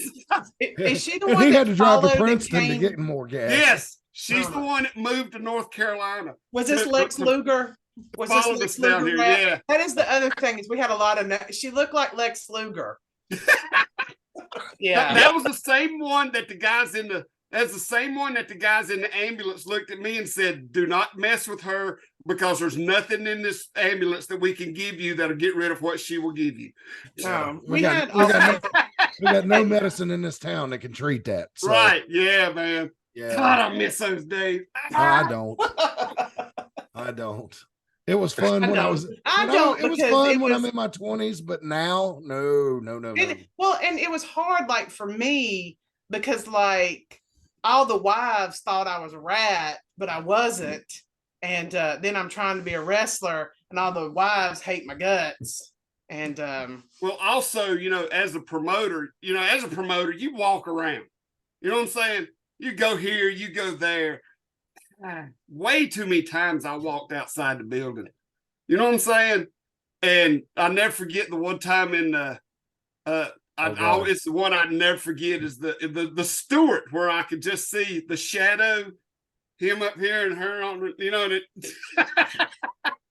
I'm trying my best to not go so far off the rails that it hurts you. You know what I'm saying? No, you give me the rules. I'm waiting for my cue because I'm gonna hey Clara, next time I see you in person, would you kind of give me a list of who's sucking their way to the top? I think if I told my wife that, she would find wrestling more interesting. So, and maybe watch it more.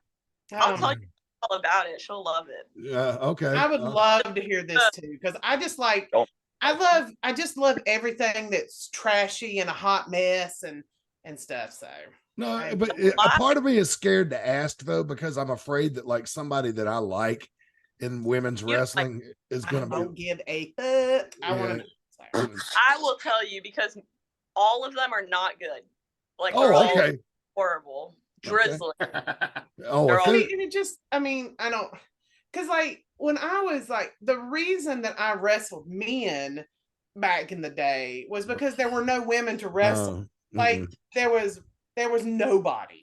Like, well, you're the exception to the rule. In it back then, like they are now. They was interested in coming to the shows in mini skirts and high heels and low cut halter tops and stuff. You know? But Reagan was an exception to the rule because you know not only she had the guts to get in there and do it, she did wrestle men because there were no women available, and hung with them. best she could. I'm still against intergender wrestling to this day, but Not a fan. But I will say, and Reagan was the exception to that rule for us. Yes. Because she could hang. But does she probably have, permanent damage from those concussions from getting wrapped upside the head with a chair? She had loose teeth. 250. I did get my teeth knocked out, yes, but they were wisdom teeth. So they probably needed to go That anyway. tells you how hard you were hit. Yeah, Also tells you why she kept getting back in the ring, because the wisdom teeth were gone. The wisdom left, and I do have a sadistic side, so Oh, and Reagan, I hope you know that I would never hurt another living thing. I just told that cat joke to get you riled up. So they do like to rile me up. Yeah, but weird thing about me and cats is I don't pay them no mind, and they seem to love that. Every time I go into somebody's house with a cat, the cat eventually makes his way over to me. We put up our Christmas tree. No, my wife we hates just put up our Christmas tree, and every time you see me go muted, it's because I'm screaming at my cats to get out of the Christmas tree. Yeah, I thought I saw they had something on Amazon where you could put on the tree to keep the cat from getting cinder blocks. Is it cinder blocks? They can get in the goddamn tree. I don't care. Yeah. Oh, what they knock the ornaments my cats off? rule this house. Yeah. Well, you don't have any ornaments on there that like are priceless keepsakes or anything. No, but they're all glass. So that'll wake you up in the middle of the night. So right now, my cat has pulled out the tree skirt and is laying underneath it. So, well, if she wants to lay under the tree, that's one thing. I hope she doesn't pull it down in the middle of the night. Yeah, anyway, all right. Well, we've been going for about 2 hours now. I think we need to get on out of here. I don't know about y'all, but I'm kind of tired, and I am ready for Jack and Claire to come back. Yeah, me too. They are very busy. They are busy, and I'm very glad to see how busy y'all are. I am. So I'm one of those people, since I am a mark, when y'all become famous, I'm going to be like, I knew them when. So. I got to smack David in the face because he's not seeing stuff. So I got to come back and just smack the crap out of him. You do, because I'm going to tell you, the ladies love David. Oh, yeah. Oh, what are you talking man. about rats? David's a rat. You talking about rats? That's the biggest rat in the business. I'm thinking about doing a calendar of him. If I can get enough pictures, I just want to take scanning pictures of him and put a calendar. I think that would sell. I think I'd burn that, all of them. A copy of it, that ugly mother. Yeah, but if you bought it before you burned it, everybody would still come out with making a profit. So after you buy it, you can do whatever you want to with it. Yeah. So what was that? Oh yeah, it did my heart good to say hear you say Claire was working extra work for WWE, because I'll be buying a ticket next time they're in Charlotte. I've already got my seats, and I'll be there for SmackDown. So Claire, are you working the ladies' night out show in Wrestlecade? Mm-hmm. All right, awesome. I'll tell her what it is.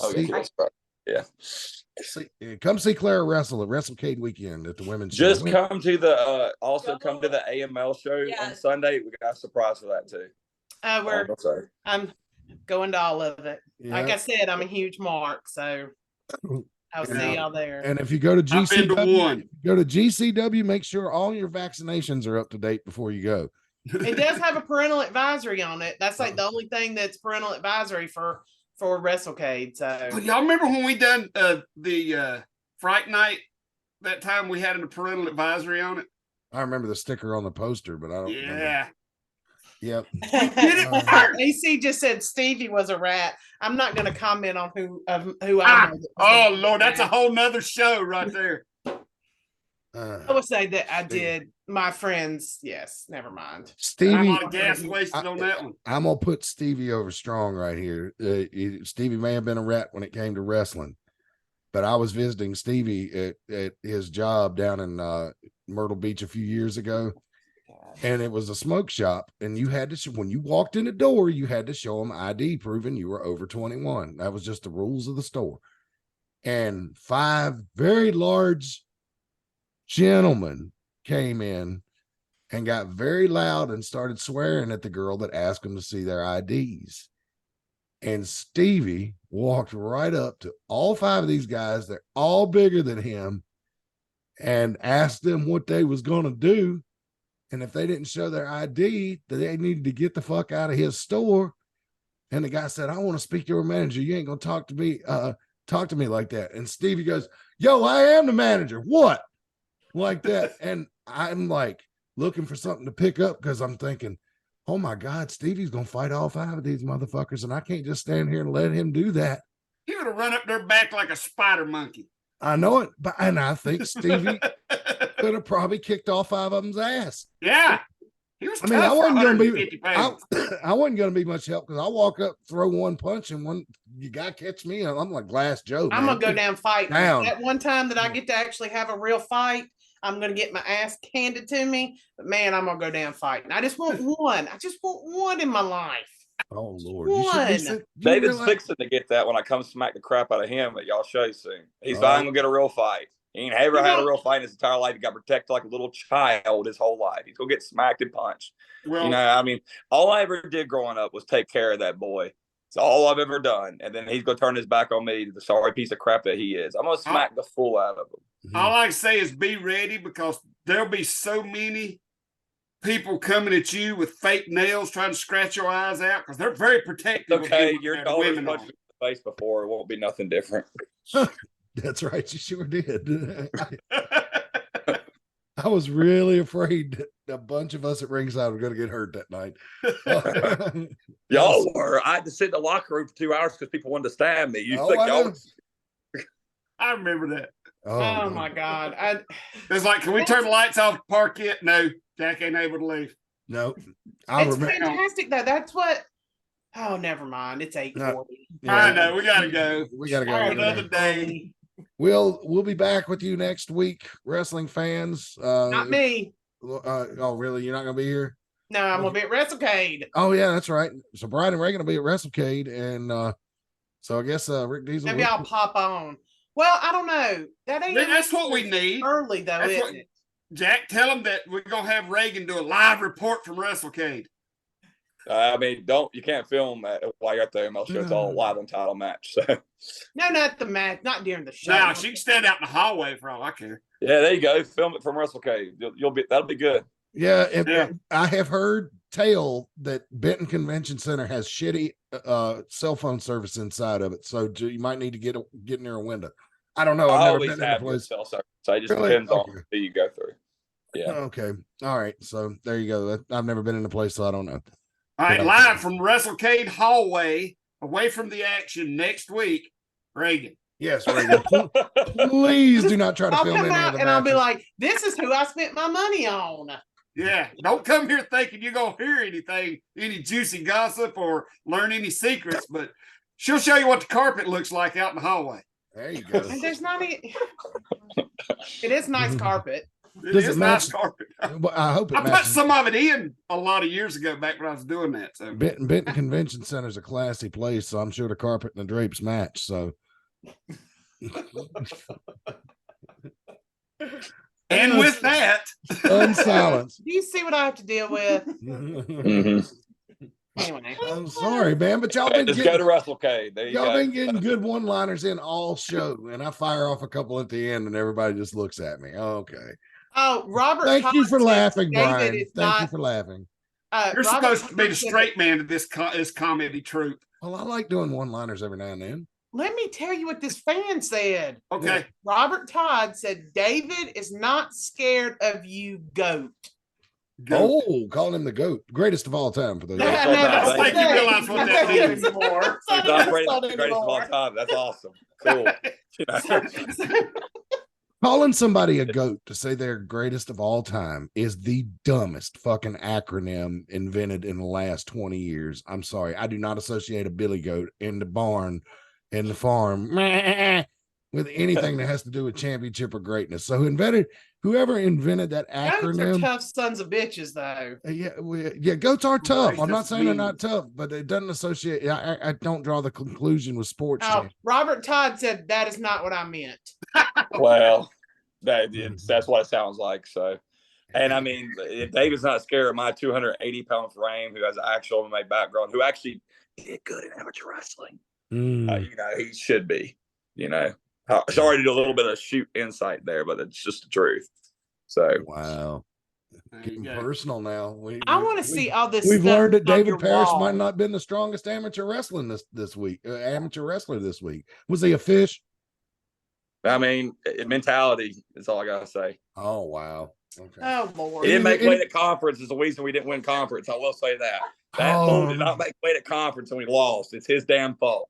My mom's still mad about I'm it. gonna have to ask these questions when I go to work If you know, about this. if you know any of the terminology about amateur wrestling, I'm sure there's plenty of people out there who know. There's no excuse for not making weight. I saw that. I went to school with a guy named Brad. I'm not gonna put his last name on here, but I would see that guy before tournaments a lot of times in the gym during warm weather, wearing 2, 3 pairs, 4 pairs of sweatpants, 2 or 3 heavy coats, bundled up, jogging laps around the gym floor inside to sweat off weight. And I mean, he would do it for hours, so yeah, not making weight's a big sin. And it is. Well, my last fight, I had to cut 55 pounds before I get off air, 55 pounds. And I got pancreatitis from that, I bet you did. Yeah. So it's not a joke, but you're still supposed to make the weight, not be a wuss like some people were. So wow. He blames the scale still, and he's a 24-year-old man. Grow a pair and admit that you just didn't make weight. You're 24 years old. Yeah. Oh boy, we got some. He ain't gonna see none of this because I'm pretty sure he's on a cruise right now. But still, I'll send it to him. I'll get somebody to send it to him that I know because I don't talk to him anymore. But, it's preserved here on YouTube. Yes, YouTube it is forever and ever. So well, good. Okay. You can watch it anywhere. Video, Facebook people. For those of you who are interested, the video will be up on YouTube later. All right, everybody, let's get out of here. We've been going for over 2 hours, so we'll be back next week, fans. It'll be me and Rick Diesel, and hopefully Reagan will be reporting live from the Benton Convention Center on the multicolored carpet. Yep, and we'll find out if it indeed does match the drapes. Yes. Ladies and gentlemen, thank you for joining us for AIWF Ringside Wrestling. We'll see you next week, and until then, so long for now.